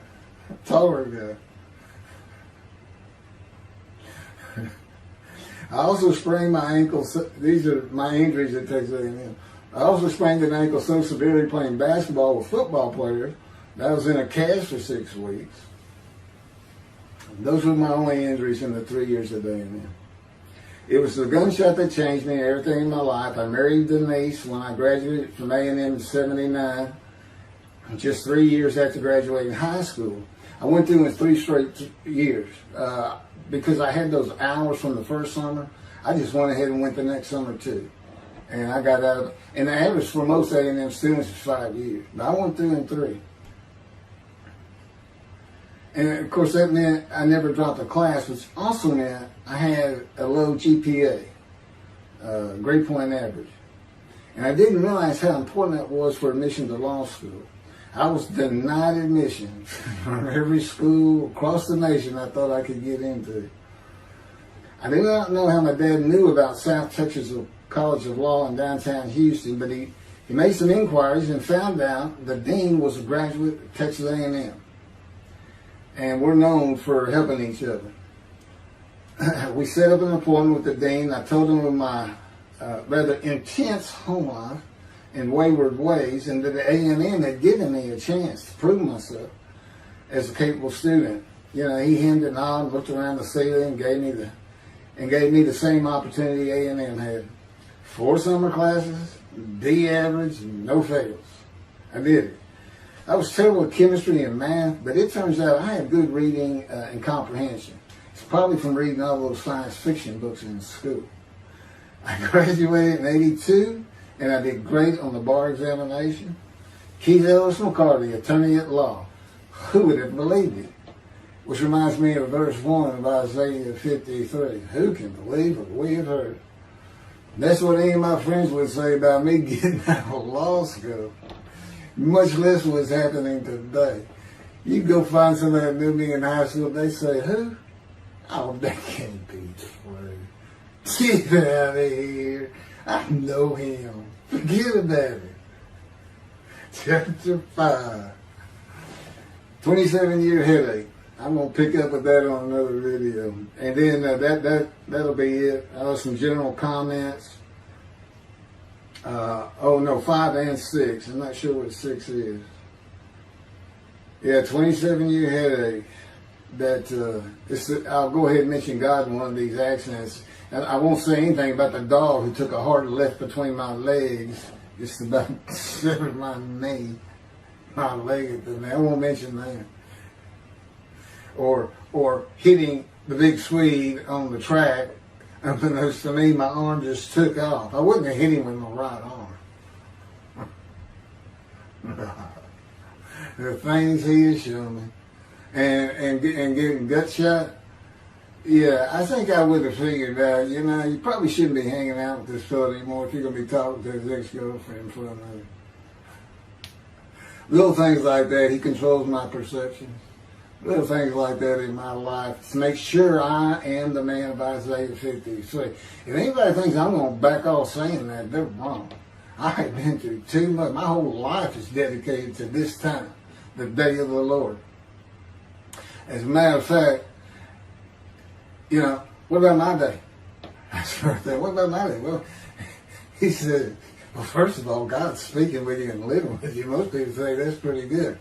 I said, yeah. But anyway, here's something he's promised me that he lets me check out all the time. That I'm going to put on the screen.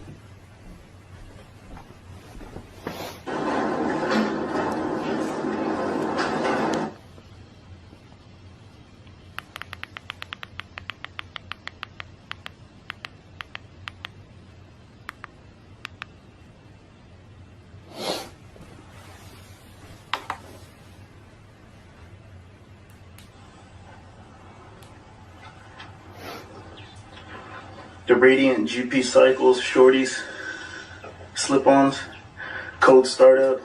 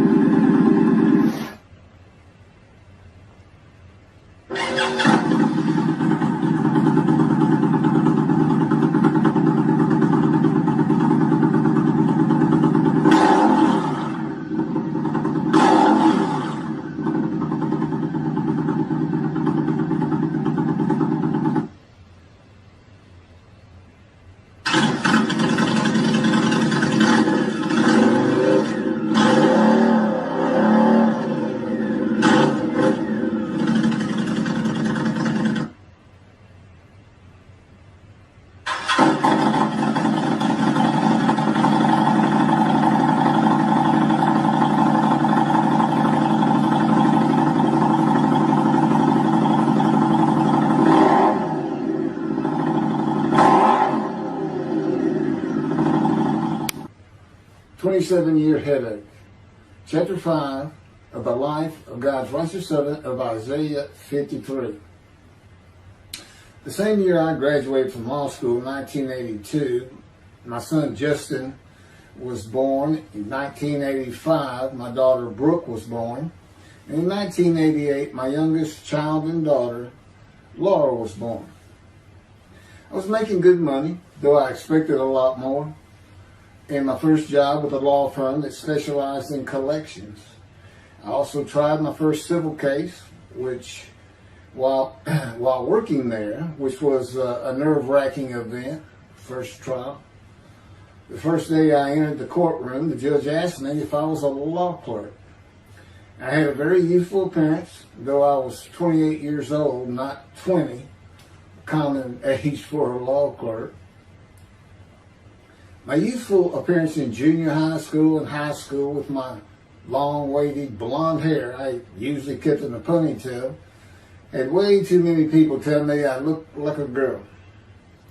It is interesting though, at least to me, not one person in my entire life has ever said anything about my disfigured arm. I must have looked like a girl who would beat on you if you did it. When I got mad, there was no hiding it. You could see it in my face and hear it in my words. When I was 28, Brooke was born. I tried my first civil case, and the bane of my existence on earth began.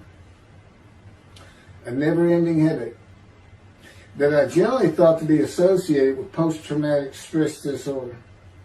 I had terrible nightmares from my youth, but now I seem to have begun grinding my teeth, causing the temporal mandibular joint, TMJ, to ache terribly during the day, and the whole side of my head, the muscular, I don't know what you call it, but underneath the skin of the skull was always real tight, a tightening of the muscles. It was difficult to even talk to people at some points. For 27 years I had that headache. I tried everything. Even surgery on the TMJ, and another surgery where the doctor severed my upper jaw and then trisected it from my skull and spaced it to fit my lower jaw. All to no avail. I could not stop the nightmares and the grinding of my teeth. Mouth guards helped my teeth, but the pressure was still there. I literally feared going to sleep. I didn't want to wake up the next day sometimes because I knew how bad the pain would be there again. It completely ended my dream of being a trial lawyer. So I got an associate position in an oil and gas firm and began learning how to prepare title opinions for oil and gas companies on tracts of land they plan to drill on. Basically, a title opinion is you start from sovereignty, which is when the state granted the land to someone, usually great, large tracts of land, and from there you get parceled out and cut up, and I'd be chasing one small tract within a very large one almost 200 years ago in the early 1800s, and I would have to create genealogical charts of heirship, for people who died without a will. And I had to know who the family members were, and I got very good at it, and I really enjoyed it. I'd go to small towns throughout Texas and into their courthouses where they would keep all the records of every transaction, of every piece of land in the county. But anyway, there's an awful lot to it. I do go into it in some detail in the book, but I'm not going to for this video.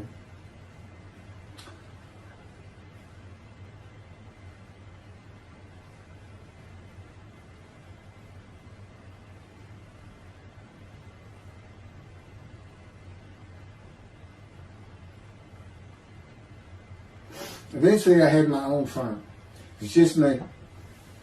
In my own office, and I was doing very well, though billing hours for title work is generally lower than other areas of the law, by the hour. But I had also been involved in multi-million-dollar sales of production between oil and gas companies, probated wills, prepared affidavits of heirship, worked with landmen to fix title defects, appellate work, including arguments before justices, plea bargaining criminal cases for defendants, and anything else that came my way. Then it all stopped, and once again I was fighting for my life in 2001. This is chapter 6, skin, colon, and lung cancer. Oh, just God would have me tell you, he gave me those headaches. When he came to me, I stopped having nightmares. He provides my dreams for me now, and often as a learning experience. But the grinding of the teeth, everything stopped, and I thought it was just because I wasn't having nightmares, and took away any symptoms of PTSD, for which I was receiving money from an insurance company for disability, partial disability. And that went on for about 7 years. Then one day we're out walking, year 7 of 13, and I had that headache. It just came, and I just stopped. And I said, "You got to be kidding. You did not give me those headaches." He said, "Yes, I did. It's necessary. You are considered the suffering servant of Isaiah 53. You had to suffer your entire life until you're suitable for my purpose," and that includes fitting every verse of Isaiah 53. At that time, I had finally read it, 7 years into all this. It was about year 2, I think. But yeah, he did.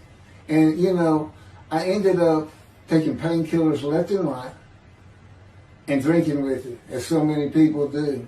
I was able to maintain, my life, my work, and everything, but it was enough to put the strain on my marriage that I pretty much blamed myself for it. And I told him I did it. That's the only time I got hot. Disfigure me, gut shot, those things, they didn't bother me. But I said, you hurt my children terribly with that. Because I became a bad father. I wasn't the father I could be. They love me and I love them. We don't have any serious risks. They're off living their lives and they're all doing great.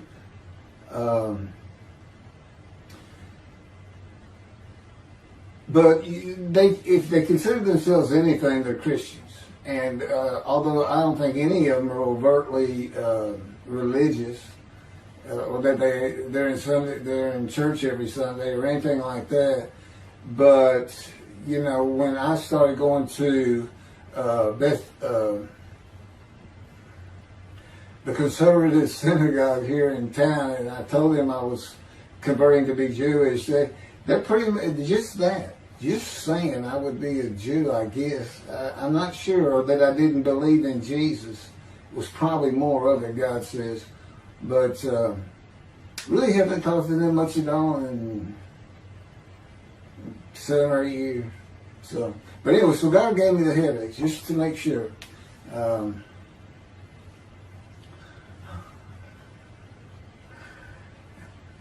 Anyway, I was married to Denise for 18 years, and we divorced in 1997 for irreconcilable differences. We agreed that she maintain custody of the children. The first to leave was Justin, and he came and lived with me. Then Brooke started getting in trouble, who is, as tough as she is beautiful. Her mom's very difficult to get along with. Justin was a lot like me at his age, and trouble followed him everywhere he went. Like me, he was hard to talk to, and like me, his getting out of high school was a coin flip. He's doing great. He learned the oil and gas landman business, and I helped him out as much as I could, and friends of mine helped him out even a lot more. And he's very successful now. Married, no children. Laura's married, no children. She's got a great job. And Brooke is married with 2 children. I have 2 grandchildren. Long life, see his children. You'll see what I'm talking about, long life, when I get to the lung cancer that God chose to crush me with. Something had to be done, and to make matters worse, Denise had met a man and they were going to get married. But he didn't want Brooke to be part of their new family, or Justin for that matter. He wasn't going to go stay with them anyway. Now, I had 2 of the children and she had 1, but all still in her custody according to the divorce decree. So anyway, I stopped paying child support on those 2, but had not gotten around to the proper revision of the divorce decree when I took Justin and Brooke with me to live on the Big Island, Hawaii. Laura came with us to visit for a month. This oversight on my part resulted in Denise and now her 3rd husband filing papers in divorce court for past child support for all 3 children, for the time I had begun paying her 1/3 of the original amount. I represented myself. I had won contempt of court and was locked up for a day, but I never had to pay that money. By verbal agreement, I sent Laura back exactly 1 month later. I could not leave her out, and I wanted her to see where her brother and sister would be living. They were all so close and protective of each other, and still are to this day. And she was so sad. One of the hardest and emotionally painful things I have ever done was put her on the plane back to Houston. I can't think of anything else. The backdrop to moving to Hawaii was my firm was in dire need of new work. But the oil and gas industry was down. It's always up and down. And my clients were not drilling. A landman I knew called and said his sister in Hawaii, a brilliant eye doctor, but not a good businesswoman, needed help resolving creditor issues stemming from her new offices and equipment purchases. I told him it was a good time for me, as things were slow, and who's going to turn down a free expense trip to the Big Island, Hawaii? So I went and took care of everything without charge, but of course everything was paid for. When I came back to live in Hawaii at the urging of the doctor that I had helped, who did not like the look of an abrasion on my chest, and it had been there for years, I was examined by a friend of hers, and it was cancer. I don't remember what the doctor called it. He removed it in surgery with a 6-inch diameter circular cut, and it was not malignant. I could practice in just about any area of the law, and all I had to do was pass the Hawaii bar exam, one of the toughest in the nation. While studying for the bar, my body, all at once, in a moment, told me something bad was wrong with me. I had been running, swimming, riding my bike everywhere I went, letting Justin have the car, and had been feeling good and strong. In a moment's time, I was weak and sick while grocery shopping, and there was a pain in my belly and my abdomen. I did not know it, but a large tumor in my colon had burst through my colon, and I was bleeding internally.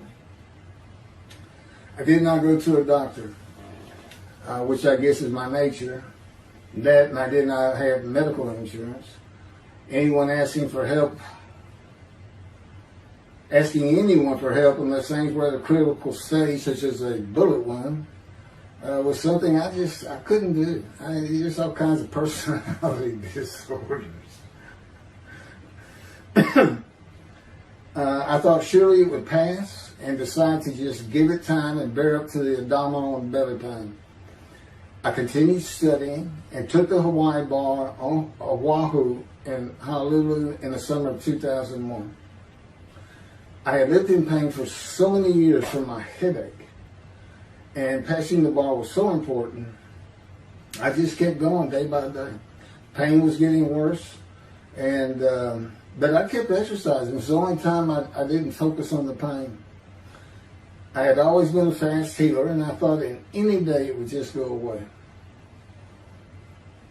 I finally could no longer take it. Brooke, it turns out, was in Houston visiting with her mom, and I left Justin at our little, we called it the little green shack. There wasn't much to it. We weren't there very often, really, except to sleep. And went to Houston to find a doctor for diagnosis, staying at my parents' townhome, which is where I'm at now. I had allowed my major medical insurance to lapse using premiums for child support when things had gotten lean. I just needed someone to tell me what was wrong. I would find a way to take care of whatever the diagnosis was. Early September, I was close to dying, lying on the floor of a dingy apartment of a friend who traveled for work. I could no longer get up to even try and get medical help. And I had not told anyone how bad it had become. Then the planes hit New York. Seeing how grief-stricken so many relatives were on the news, I began to think for the first time how awful my children would feel when they found out how and where I died all alone. So I asked my father, again, it's hard for me to ask people for things, for the money to pay for a colon examination that had been suggested by a doctor at one of those clinics you find in a strip mall, the only places I could afford. The doctor who performed the colonoscopy finally found what was making me so ill and unable to eat. A malignant tumor 6 to 8 inches long that had burst through my colon, and I was bleeding internally. You know, I come out of anesthesia, partial anesthesia, and he's holding this picture, and there's this great big purple blob, and he says, I couldn't get the scope past this. It's not a good way to wake up. To say it crushed me in my life is an understatement. The pain, the weight loss, inability to eat, all I could do was drink calorie drinks. Began about 4 months before the colon examination. That was 4 months of sheer pain. But as it turns out, I did pass the Hawaii bar exam. It was now early October 2001. The doctor told me, look, you don't have insurance. Go to Bentop Hospital. That's the hospital I went to when I got gunshot. I prefer gut shot. It sounds better. Yeah, man. And he gave me the pictures from the procedure showing what he could not get the scope past. Just shaking his head and saying, you should have come in much earlier. So I went to Bentop thinking I was here in 75 on October 5, dying. But I did survive, and here I am again on the first week of October 2001. I showed the pictures to the admitting nurse. Instead of them sending me to the waiting room, she just looked at me and she said, this is a public hospital. I mean, you can wait all day long to have a cold check. She looked at me and said, why did you wait so long? And how are you still alive? And I told her, I have no idea. She did not send me to the waiting room. They had an orderly take me immediately to a room. There they hooked me up to a morphine machine where I could hit a button at a time interval I can no longer remember and receive a small dose. I do know I never missed one. I was very depressed, and my parents who waited in that line for admittance with me looked so sad and depressed. It was not one of my better days, though I finally had some pain relief. Day after day, I lay there waiting for the next test they would run. It was during this time I received notification that Denise had filed papers in the divorce court to recover monies for the time I was taking care of 2 of the children. It's also when I received notification from Hawaii that I had passed the bar exam. So, Bentall Hospital, what a lifesaver. I mean, young surgeons in like Baylor University, medical schools, it's a prime position to get your hands on if you're going to be a surgeon, because you're in surgery all day long and all night long. As long as you can stand up, they're bringing people in. It's just a real hot spot in Houston, and a great hospital, but it's not a place you want to stay. You really don't. My doctor would come in and be out so fast, I never knew what was going on. He did tell you my previous surgery to my abdomen, where they opened me up from stem to stern, complicated removal of the tumor.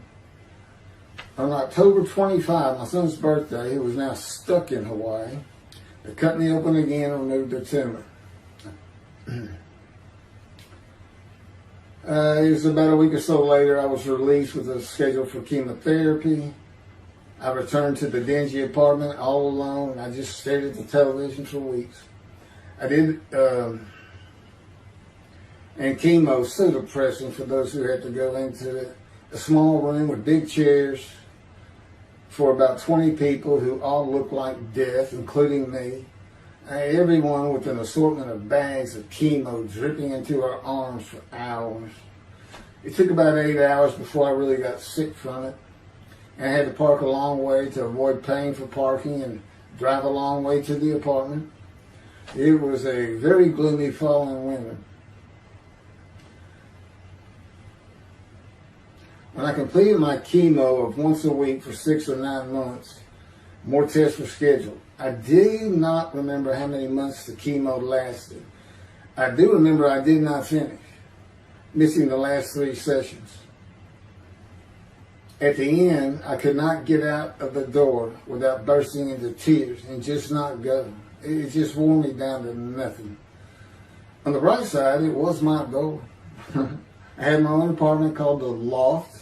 It was brand new and very nice on a bayou close to downtown Houston with a running trail alongside it and lots of woods near Memorial Park, where I had been running a 3-mile circuit since high school. I returned to Bentall for follow-up tests, including x-rays of my chest, and the colon cancer had not returned then and to this day. The chest x-rays were another matter entirely.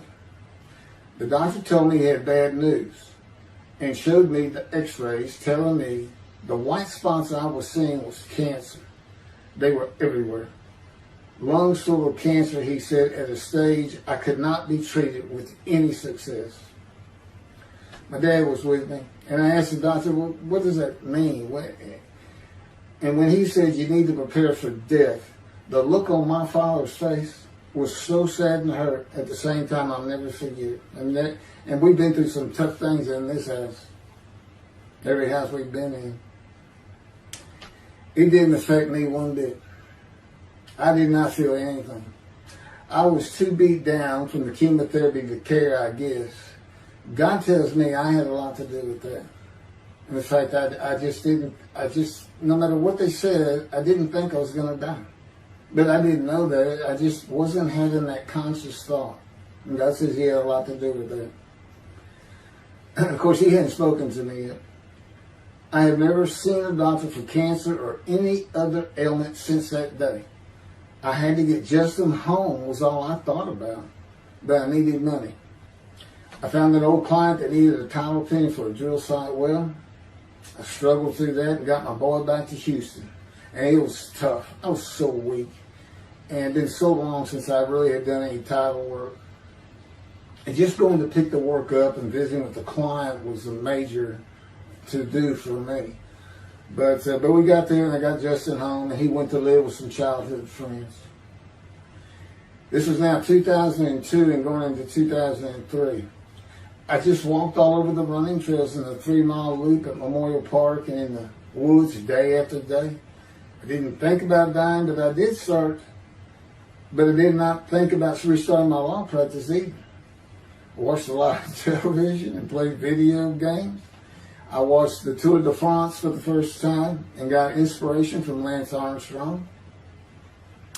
I was still alive though, and the funny thing was my lungs never bothered me. I was never sick. It's because God had already removed it. After I got the news I was dying of lung cancer, He took them from me. That's what He tells me. And I don't have any symptoms. You'll see right here in 2005, I picked up some title work here and there and made an office out of my loft. I bought my first motorcycle, soft-tailed lowrider Harley Davidson. First time in many years I was happy. I love riding that bike. In 2006, I did some landman work for standard day wages and began dieting and running.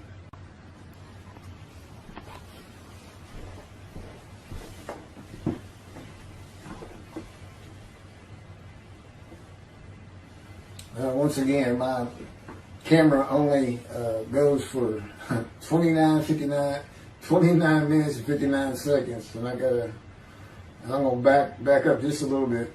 In 2006, I did some land work for standard day wages and began dieting and running. I had never been a swimmer in terms of training for it. I love the water and swimming, but I never trained with laps at different paces and various distances. Mostly because I was so slow, because of my right arm.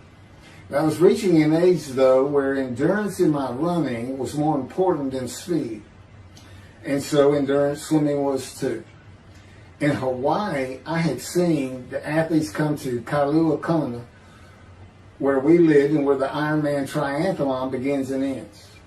Matter of fact, my little green shack was just right on the route where they start. That was a fun week, and it was amazing watching the athletes train and prepare for the race.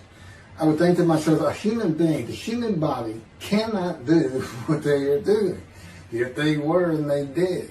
It's just amazing. I decided to learn how to swim more efficiently and how to train for distance and endurance. Get a regular and triathlon bike and enter some triathlons. I was still alive and finding a direction and purpose in my life. Training every day for long periods of time. It really helped with my headache and I slept better. In 2007, I signed up for the March 30, 2008 Lone Star Half Iron Triathlon in Galveston, Texas. And the October 5, 2008 Longhorn Ironman 70.3 in Austin, Texas. You cover 70.3 miles, and you got to do it under 8 hours. And I did real well in the first one. As far as my time, it's 7 hours and a little bit, but I barely made it without disqualification in the one in Austin, and it was primarily because of the hills. It's this very hilly area in central Texas, I guess. But I did make it, and swore I'd never do another one. But I did it after the first one too. It's tough. My insurance was still paying for my inability to work, primarily based on the headache and a diagnosis of PTSD. So I was not working, and I got real serious in training to swim the 1.2 miles in the ocean. And that would be in Galveston and in a lake in Austin. 56 miles on the bike and a half marathon, 13.1 mile run. That's what I was able to do with a diagnosis in 2001 of lung cancer that could not even be treated, stage 4. And that's just about impossible. It would take a miracle of God for that to happen, because generally you're going to die within 1 year.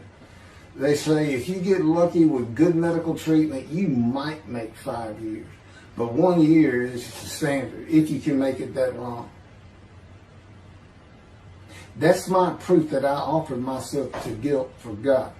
Because you can't, it's not something provable. All you can do is show the result of that offer. And again, guilt's an emotion. I got way too many videos and everything to get too detailed on it. But that is the proof. You know, I got the colon cancer 20 years ago when the planes hit New York. And it was Oh, that was 2009, right. Too many things go through my mind when I start thinking about those cancer years. But God, He removed it. He had something for me to do, but that's verse 10. God chose to crush him with disease. And as I've mentioned, the reason he chose that is to show that I was blemished, defective, could not possibly be an offer for sacrifice, because he knew what the Gentiles were going to do. They were going to put an unblemished lamb in there and call the Jewish people's Bible their own, and use the laws of Leviticus, not unlike Mr. Toby, a singer, and his 6 million blemished ram sacrificed by Hitler, the righteous servant of God. That's how that seems to read. He's welcome to, respond any way he wants to do that, but it's on the video, it's in the book, it's in quotes by him. It's from his midrash, from his site, and he said, share this with everybody. Everybody can take it and just share how great my knowledge is.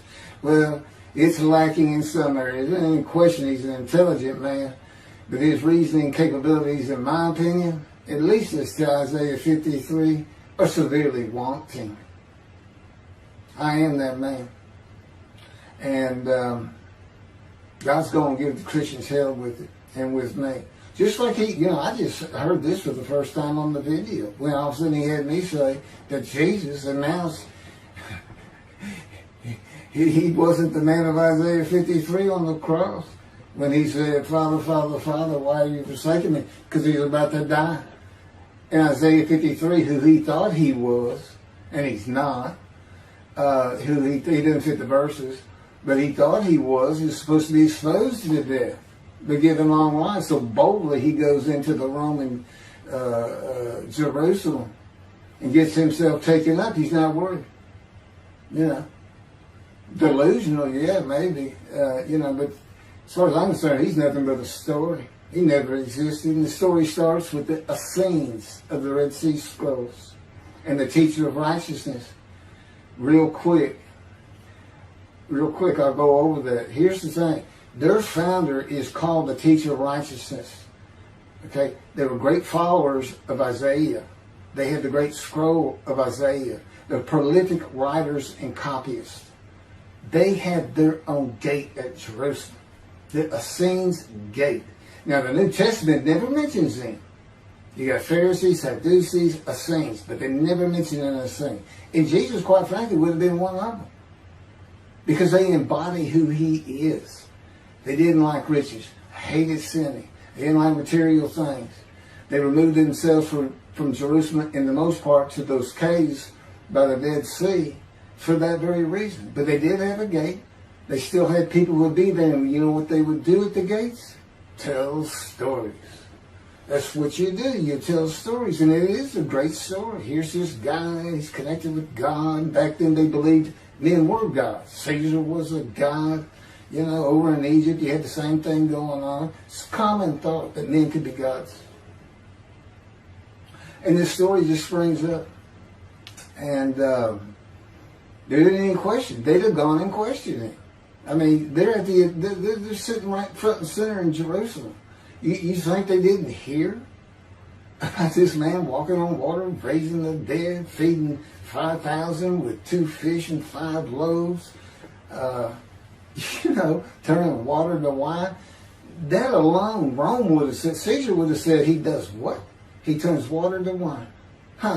Bring him to me. Don't touch a hair on his head. You don't kill the man who turns water to wine. You send him out with your armies. Make your men happy. It's there's so many ridiculous aspects to it. Most particularly, God performed a human sacrifice for the sinning Gentiles.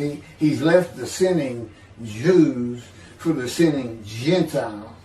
But he gives them an out, these Gentiles, not his chosen. He gives them an out. I know, I'm going to kill my son for you, so that you'll be forgiven of violating my commandments and laws. If anybody knows God, and the Jews do, and I know him like nobody's business, that's not him. That's not him. I mean, he told the Jews, I'm never going to leave you, but I will punish you. Now, that's him. That's him. And he'll put you through hell just to make you a better person, a better people. And he has no plans of changing that. He's not going to change the minds and the thinking of billions of people to make them love the Jew. He's just not going to do it. And the practicality is, he didn't create man for him to even be able to do that. Now, he could have created humanity where he could do that. He could change the mind of everybody at the same time. But I'll tell you on this, he's been working on my mind for 13 years. It is one brutal it's a very one-on-one affair. Now, he says, now, I could just kill everybody. I mean, that's easy enough. That's easy. I could just kill everyone. But he said, that's not, it's all about this. You got to know how to read the Bible. It's written for antiquity first, and the Dark Ages, and then the Age of Enlightenment. I mean, basically, he's saying you've got to go back over it. You've got to check these guys. You got to check Rambam in his speech. God's going to make the world speak Hebrew, or they will be the pure speech. You got to check some of this stuff. And I read Rashi's. I went through his Isaiah 53 Midrash, and all I can say is very unimpressed. I've seen what he has to say in Malachi. He didn't pick up on any of this. He didn't know what the angel of the Lord is, the angel of the covenant that you desire. He doesn't know how Moses goes by a burning bush that's not consumed. The angel of the Lord is in there, and God speaks. I do. To me, it's just like, well, you just get some basic concepts, and all of a sudden, and quite frankly, it'll open up the scripture to the Jews. They can put the Talmud aside for a little while. But I will say this. God says, if you can study it, study it. There's all kinds of great things in it. Just be real careful about what you teach from it. And it's useful for heaven. If you like to talk about Talmud as a scholar with other Jews who may very well be in a scroll of remembrance with you, you can meet up with them. You'll see them in the meeting places, have them over to your room. Y'all can watch the new earth being created and the new peoples of God chosen, and watch the evolution of the chosen people. And humanity, the same as this one. God says, why would I change it? Why would I change it? When I did it, it was perfect. And you can tell Mr. Singer that the evolution that he's talking about, where all of a sudden the world's going to love the Jews, been going on for over 3,000 years, and it hadn't even. And today, anti-Semitism's up, and David is here. It's not going to happen. Thank you very much. I will be doing. Was that 5 and 6? Yeah, that was 5 and 6. Now the book picks up at chapter 7. It's on a video when God first speaks to me, and it's very interesting. And we'll still be putting some videos out. But I've pretty much covered all the major material, everything from Isaiah 53 and the day of the word, Lord. There's a few more things, and it's a better read than it is a video watch. But for those who like to read, but it's covered very well in these videos.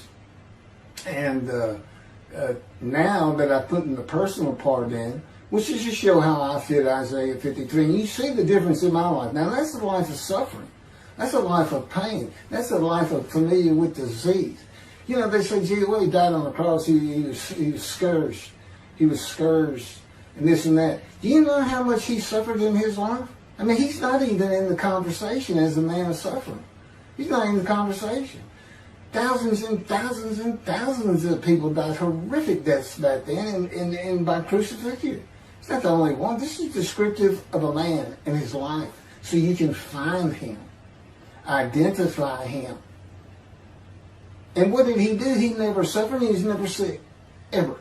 Until the last day of his life. He's 30 years old and he's got one day under his belt of pain and suffering. To me, you're not even in the conversation.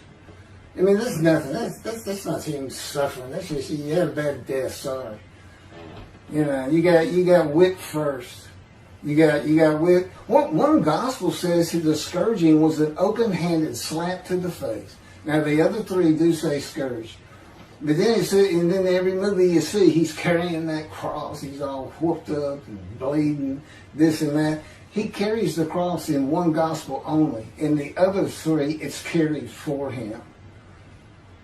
And then he's on the cross, and what does he do? Father, Father, why have you forsaken me? And then the gospel says, one of them, and then he gave up the ghost. He gave up and died. I laid in the back of an ambulance for 8 hours, doing everything I could in my power to stay alive. Just gave up the ghost. There's another video where we make that a little bit more humorous. Anyway, thank you for listening, and I guess that's it. Thank you.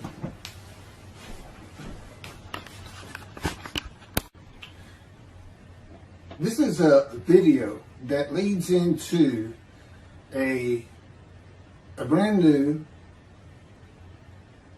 very distinct, not heard from before, commentary on Isaiah 53, which begins actually in Isaiah 52. It's comprised of 7 videos I have put together in the last month or so, and I'm just putting them all together with a lead-in video explaining these things and why it's so new, novel, and has such a different view of the scripture from that which Judaism teaches regarding a messianic era when David comes, the descendant of David. They often refer to him as King Moshiach. Moshiach means the anointed one. And you'll get the idea from the title of this video real quick. God speaks to an atheist. And it began like this. The doctors who gave me 1 month to live from lung cancer in 2002 that developed from my colon cancer metastasizing would have been surprised that I was still alive, to say the least. I had stopped thinking about the lung cancer years before. The white spots in the x-rays that filled my lungs, like the stars in the night, did not inhibit my breathing or slow me down in any way. At this point in time, I'm training for my first triathlon. And I didn't start small. I did a half Ironman. It's 1.2 miles swim in an ocean, 55-mile bike ride, and half marathon, 13 miles. They call it the 90.3.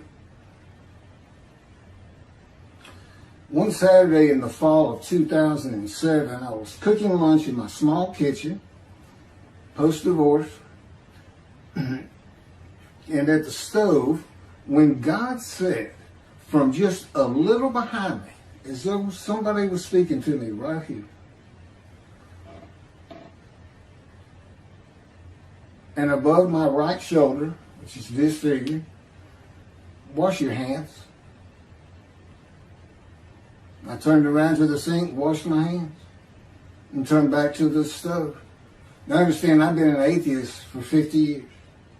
I mean, I completely denied the existence of God. And then from right here, a small, quiet voice, like an account they have with Elijah at the cave, said, wash your hands. And I simply turned around, washed my hands, and went back to the stove. I didn't say a word to him. I didn't even keep thinking about it. I just did it. That was it. It was as though he had always been there. Just as to Adam. That's what I liken it to. And he dictated this to me. This is from my book, the book of my life that God dictated to me. It's called The Righteous Servant of God of Isaiah 53. No, the life of God's righteous servant of Isaiah 53. And he put it together. And he did it because he actually came to me, as Jeremiah would say, in the womb. But in my first year of life, and like Ezekiel, lit and entered me. So that part of chapter 11 of Isaiah happened well over 62 years ago. That's when that happened. That's when Moshiach was here. For all these rabbis and commentators who have been saying, he's here. No, he's here. Well, he's been here. I've been here a long time. I just wasn't prepared and hadn't even heard his voice yet. But what he did, you know, with Jeremiah, he made sure he was a priestly, godly man and guided his life. With me, it was to make sure I fit every single verse of Isaiah 53 as only I can explain it, what it's for, what it all means, and live a life of suffering familiar with disease. God chose to crush him with disease that he would offer himself for guilt and receive long life to see his children. That's my proof that it happened. They told me 20 years ago, we can't treat this lung cancer. It's too advanced. You're going to die. And you're going to die real soon. You need to prepare for it. And it did crush my life. I stopped working. I just kept waiting to die. And I didn't die. And now I'm training at this point, in 2007, I'm training for a triathlon. I finally said, the heck with it all. And that's the proof. Crushed with disease, exposed to death. That's in verse 12. Exposed to death. And here I am, 20 years later, still going. Hadn't seen a doctor since, never received any treatment, which is unheard of with lung cancer. And I had colon cancer before that, and I had skin cancer. I'm a man familiar with disease, that God chose to crush the disease. And these 7 videos put together as one, obviously I wouldn't ask or want, and I couldn't do it, to listen to them all at one time. But I know you can mark your spots and everything. But it was spread out in 7 different videos, and I thought, well, the next video I'll do, I'll have a preamble to it and explain. This is not fooling around. Once you learn my version, which comes from God, of when Moshiach comes, the day of the Lord, which is left out of the Messianic era. But if you ignore me, God says, as my role as Elijah, God says, when he does return to his temple suddenly, it's going to be with, and it's not there, it's going to be with utter destruction to the land. Okay, all this is explained, so I'm not going to keep going in detail and carry on with God first speaking to me, but it was as what Adam would have felt like. This is natural. I mean, to him, you know, having somebody speaking to him from above him, from up here, from within him, it's perfectly natural. And he wouldn't be falling down in reverence and I'm not worthy and all that. It would just be, this person's always talking to me and telling me what to do. The fact that he doesn't see him wouldn't probably enter into his mind. Just, you know, that's just the natural order of the world for Adam and me. Particularly today, 13 years later. Still in God's fire of refinement, preparing me. And now we have the books, they're unpublished. Jewish publisher, Christian publishers, I dare not even send it to them. Because how harsh I am on Jesus Christ, who said he was the man of Isaiah 53. And it's because of him I had to get crushed with cancer. That's what that's all about. God doesn't have to crush you to make you offer yourself for guilt. He just seized Ezekiel and put him through the fire of refinement, the anguish of it, and sent him off to be a prophet to the Assyrian, Babylonian exiles, of which he was one, actually.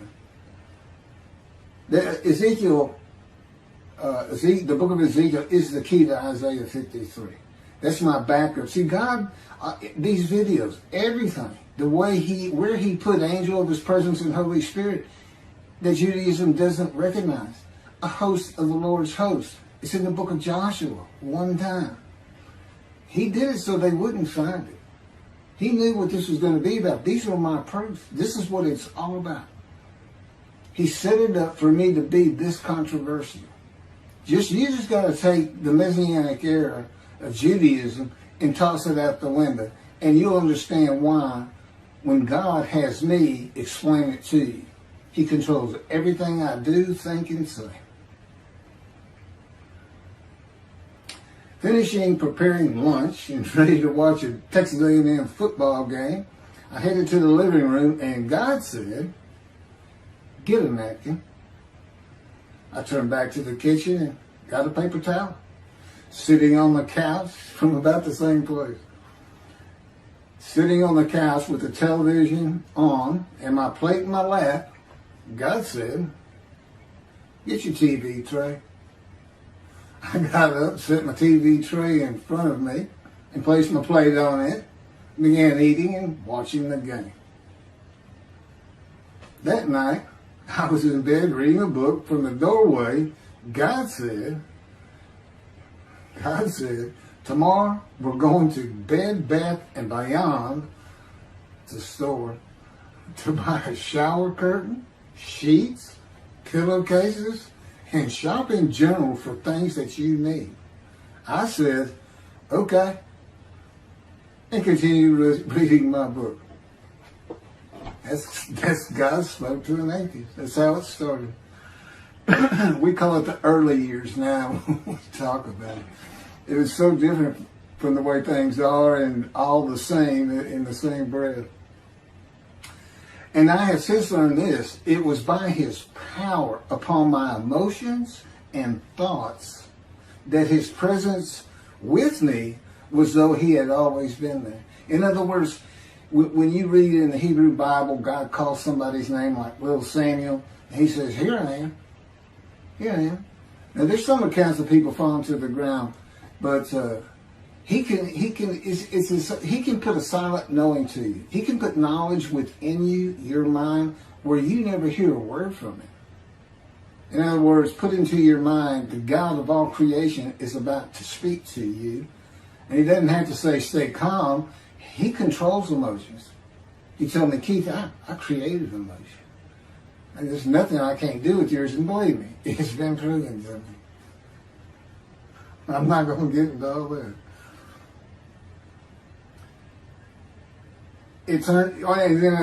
This story goes on. It turns out he had been like Jeremiah from the womb when he passed by that.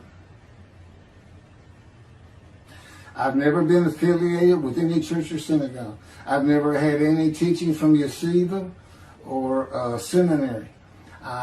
Throughout my life, I did not. Let's put it this way. I was the actual opposite of Jesus Christ. Actual opposite. I'm a sinner.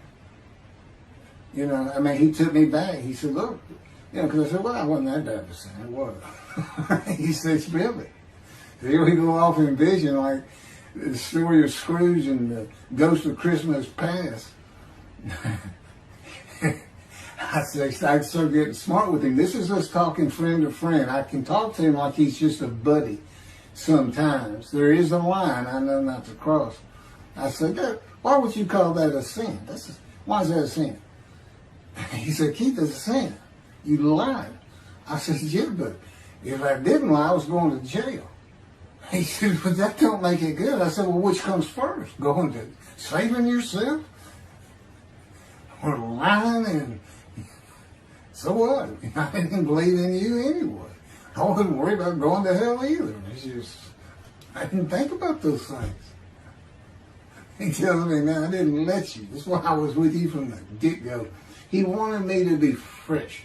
No preordained, settled in thoughts and beliefs on anything. And of course, I grew up in Texas for the most part, so it would have been Christianity. I didn't associate with anybody who was religious. I didn't even know what the term Jesus freak meant. I didn't even know that Jesus died for my sins, supposedly, under their theology. And I didn't know that there was a problem between Judaism and Christianity. Jews and Christians. I didn't know that. I had plenty of Jewish friends. You know, I was in the late 60s, 70s, my formative, going into my teen years, and, you know, he treated everybody as an equal. I never thought about it. Including African Americans, who in my day, we just said blacks. I guess that doesn't go anymore. But had great friends of all kinds. My best friend, I didn't even know he was Jewish until I saw him on Facebook 40 years later. But anyway, Let me jump ahead.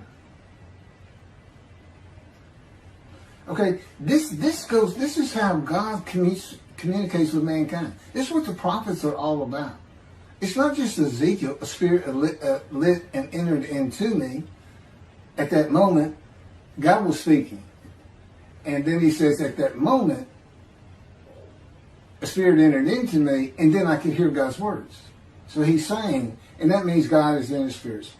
And it's just imagine the presence of God is his mind, and it is composed of elements of the unseen realm that we can't understand.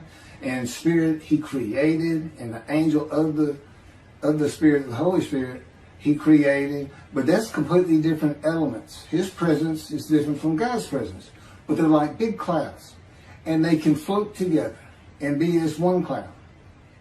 Okay, that cloud is what descends upon you. They are within me and without me.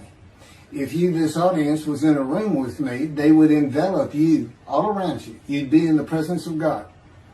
The difference with me in that room is that that cloud engulfs me, flows through me. It's within and without me, as though there's no break because of my physical structure. My little spirit is a little cloud that also drifted in. That's what it is. And it happened with all the prophets. If they spoke God's words, he was talking to them. He was telling them, write this down. Write this down. All these 20 books or so, of the books of the prophets. Ezekiel, write this down. You gotta set this up. Jeremiah, write this down. See, a time is coming. Well, that's the time in Malachi. It all comes together, and you'll find it in all these videos. So, and it doesn't just include Moses and the prophets. The man who wrestled with Jacob. Jacob says he wrestled with a man in divine beings.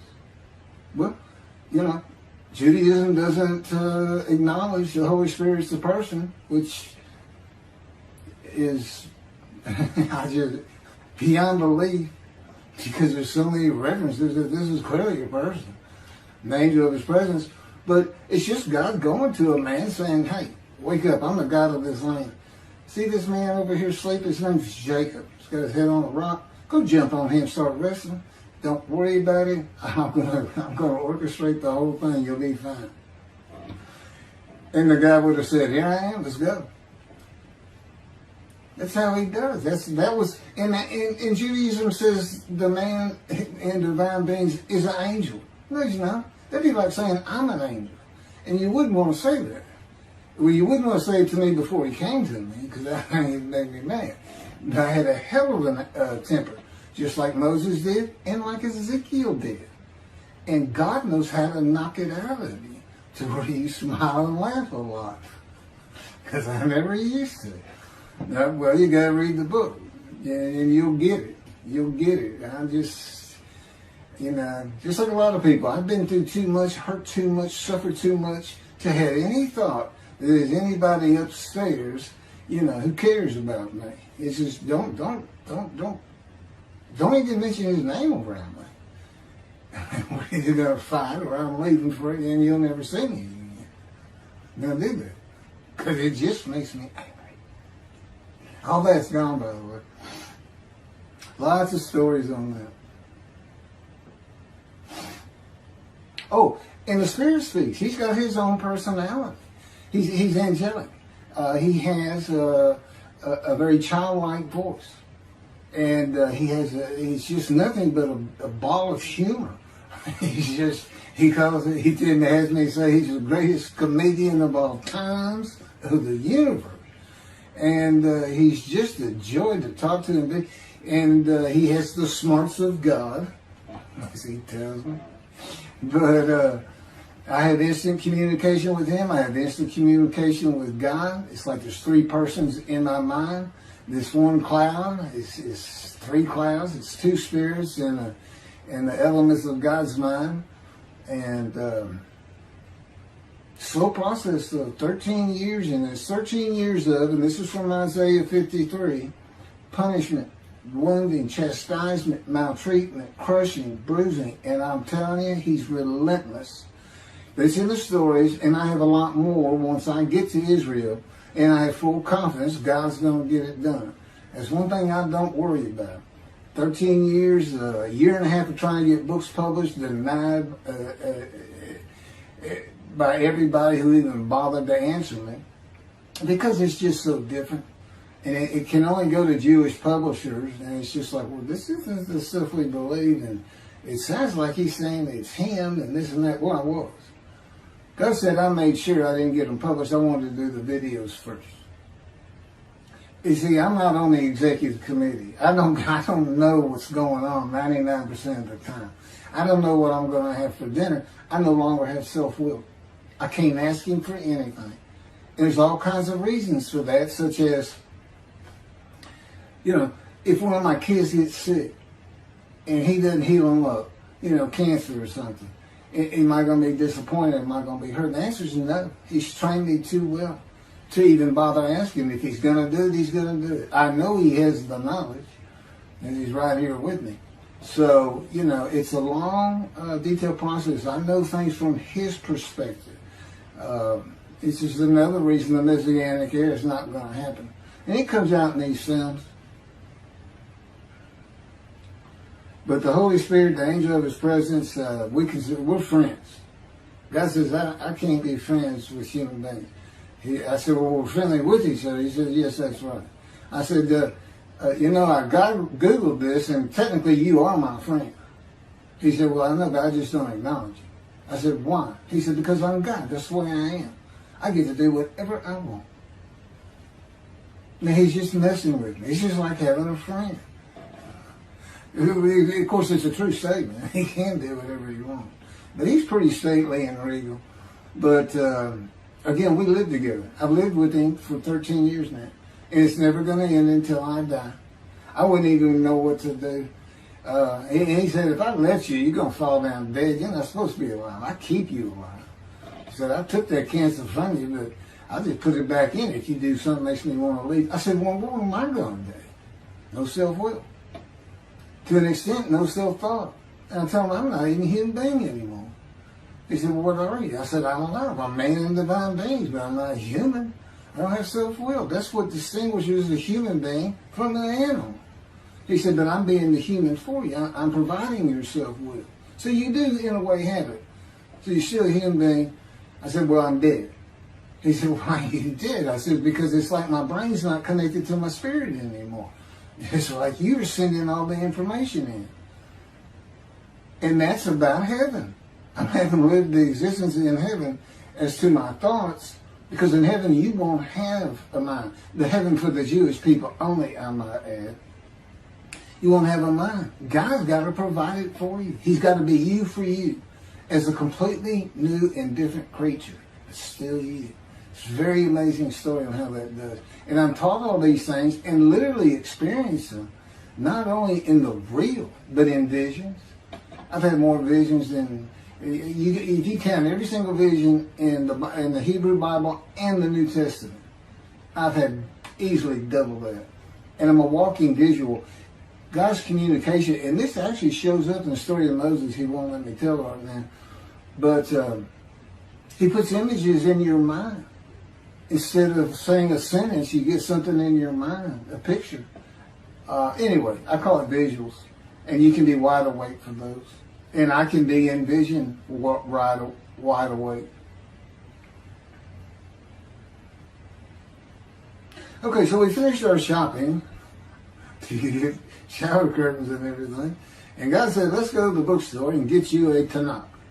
To which I replied, well, what's a Tanakh? I didn't Hebrew Bible, okay.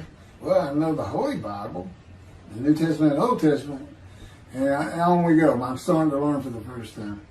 At Barnes & Noble's, we looked at all the Hebrew Bibles and purchased the Jewish Publication Society's Tanakh, the Holy Scriptures, which is a translation that began in 1956. It was published in 85. Men who spent 30 years on the Leningrad Codex, the oldest Hebrew Bible in existence. They started from scratch. I hear these rabbis and people saying, well, I know what these translations are, this and that and this. And God says, just go with the JPS. They hit it right just about every single time. I've only found one thing that I don't understand how they missed it.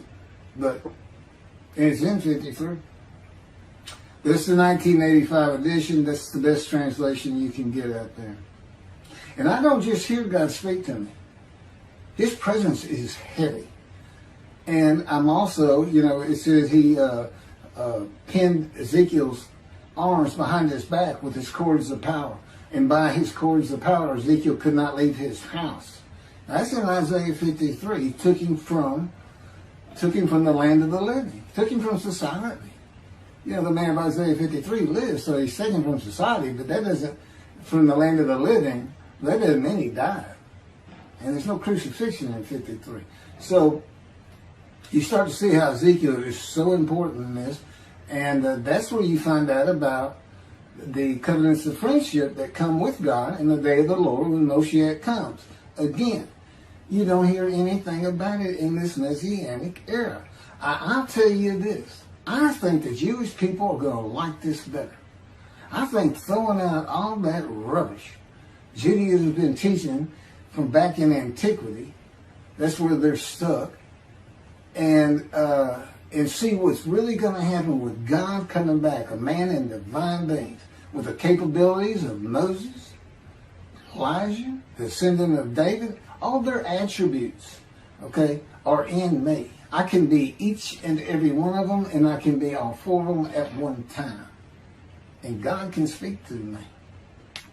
So, it's going to be fun. And he wants his temple rebuilt. That's the purpose of Isaiah 53. It says, a purpose which might prosper of God.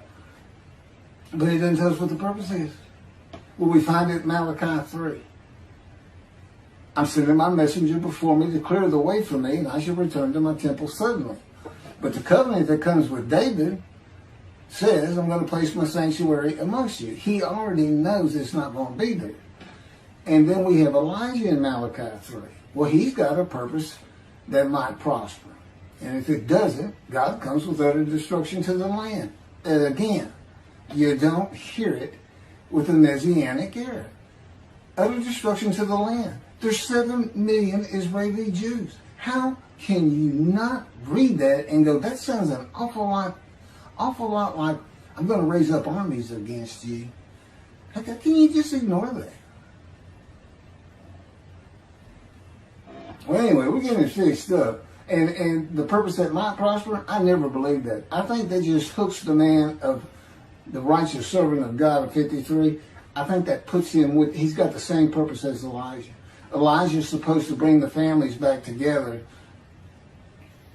through the laws and teachings God gave Moses, or being mindful of them. That's the new covenant. It's an amendment. It's an amendment that also has a new inclusion of sin forgiveness. Over the last 63 years, God's presence has resided in Texas, Louisiana, Florida, and Hawaii. And he is more than ready to return to his land, Israel. Because wherever I am is where his presence is, and those are all the different states I lived in over this time period. Wherever I go. As a matter of fact, if you see me in Israel down at the old city or down at Tel Aviv, you can turn to your friend and say, hey, I know where God is. I said, really? I thought he left. Some people say he died. He said, no, you see that guy over there? He's all around that guy. And some say inside too. That's what it's going to be like. God said, when we get to Israel, we're never leaving again. I said, I wanted to see Great Britain. He said, it's like, did you just ask for something? I was like, oh. Yeah, that's good. I hope I fry if I hit the border and cross over. I hope I just burn up, burst in a combustible flame. But anyway, that's where he wants to be. And I'm assured he's going to get there. This purpose that might prosper, again, I think it just shows the purpose of the righteous servant and a purpose of Elijah. Because he knew I was going to be teaching. There's only, in the day of the Lord, as you would imagine, he wants to have all the prophecies fulfilled, be done with the prophecies. And there's only a handful, 4 men to come that we've never seen. The descendant of David, prophet like Moses, Elijah, and of course the righteous servant. We only have one description. Even the sages knew you got to have a description of the descendant of David. It's Isaiah 53. They called him in the Babylonian Talmud the leper scholar. You'll see me referencing it on just about every video. In other words, I'm saying, look, it's not Jesus, it's not the people of Israel as taught today. It's this guy from the Talmud that just hadn't come yet. You just didn't know, didn't have a man that fit the description. Well, you do now. And 2 covenants. The friendship covenant, which is actually in 2 parts, Ezekiel 34 and Ezekiel 37.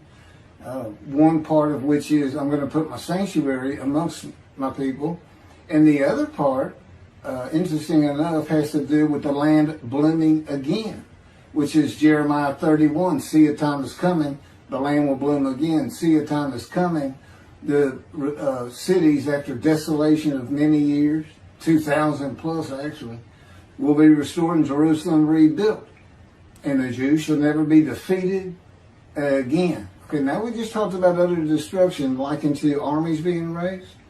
But here it is in this friendship covenant, in this, Jerusalem being rebuilt. If that's done, then you'll never be defeated again. So, you look at it and go, well, there's kind of a problem between those two. And what I think it means is he's going to get the temple built now that Jerusalem's been rebuilt and he's come.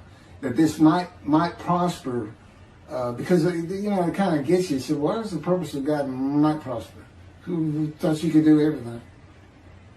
And he said, well, in a large part, my people got to listen to you. They got to, especially the rabbis, they never listen to my prophets. They're all full of themselves. Think they know everything. Boy, he starts getting angry. And see, that's not good for me. Because all of a sudden he wants to make me better, which means suffering. You got to keep him away from those moves. I'll tell the Spirit, say something funny. You're the funny guy around here. We talk friend to friend too. Well, anyway, I'm going to let you. There's a lot more, but this story's in my book. Hopefully, after spending time and understanding who I am, that this is here. It's happening. I don't care what the rabbis think or say. Look, I'm a prophet of God. I'm a man in divine things. If I say something contrary to what they think and say and believe, they're wrong automatically. It's a given because God is the one telling me all these things. It's His book. They're wrong automatically.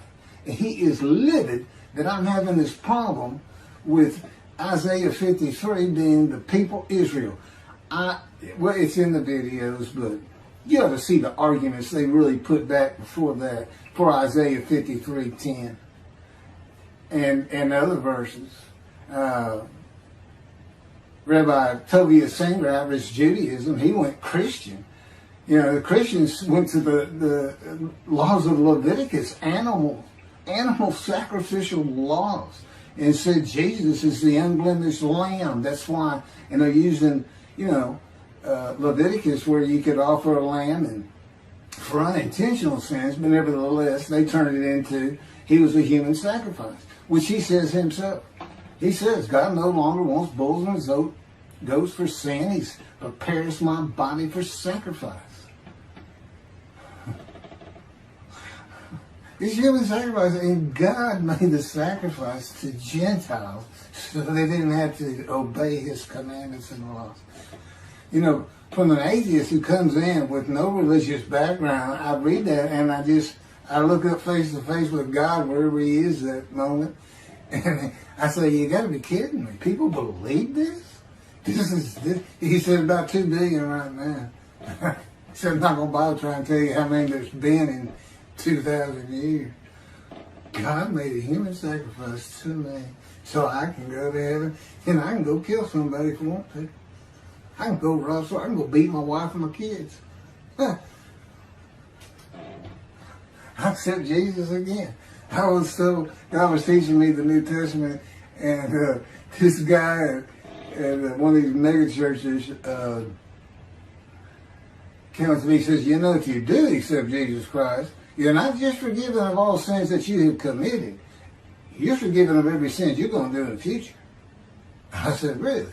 He said, yes, really. He said, Jesus knows you're going to do it, and he already forgave you. I said, what? Okay. So if you're a Christian, you can just sin all the time, because Jesus knew you were going to do it. I hadn't actually heard that taught, but that's the effect of it. Okay.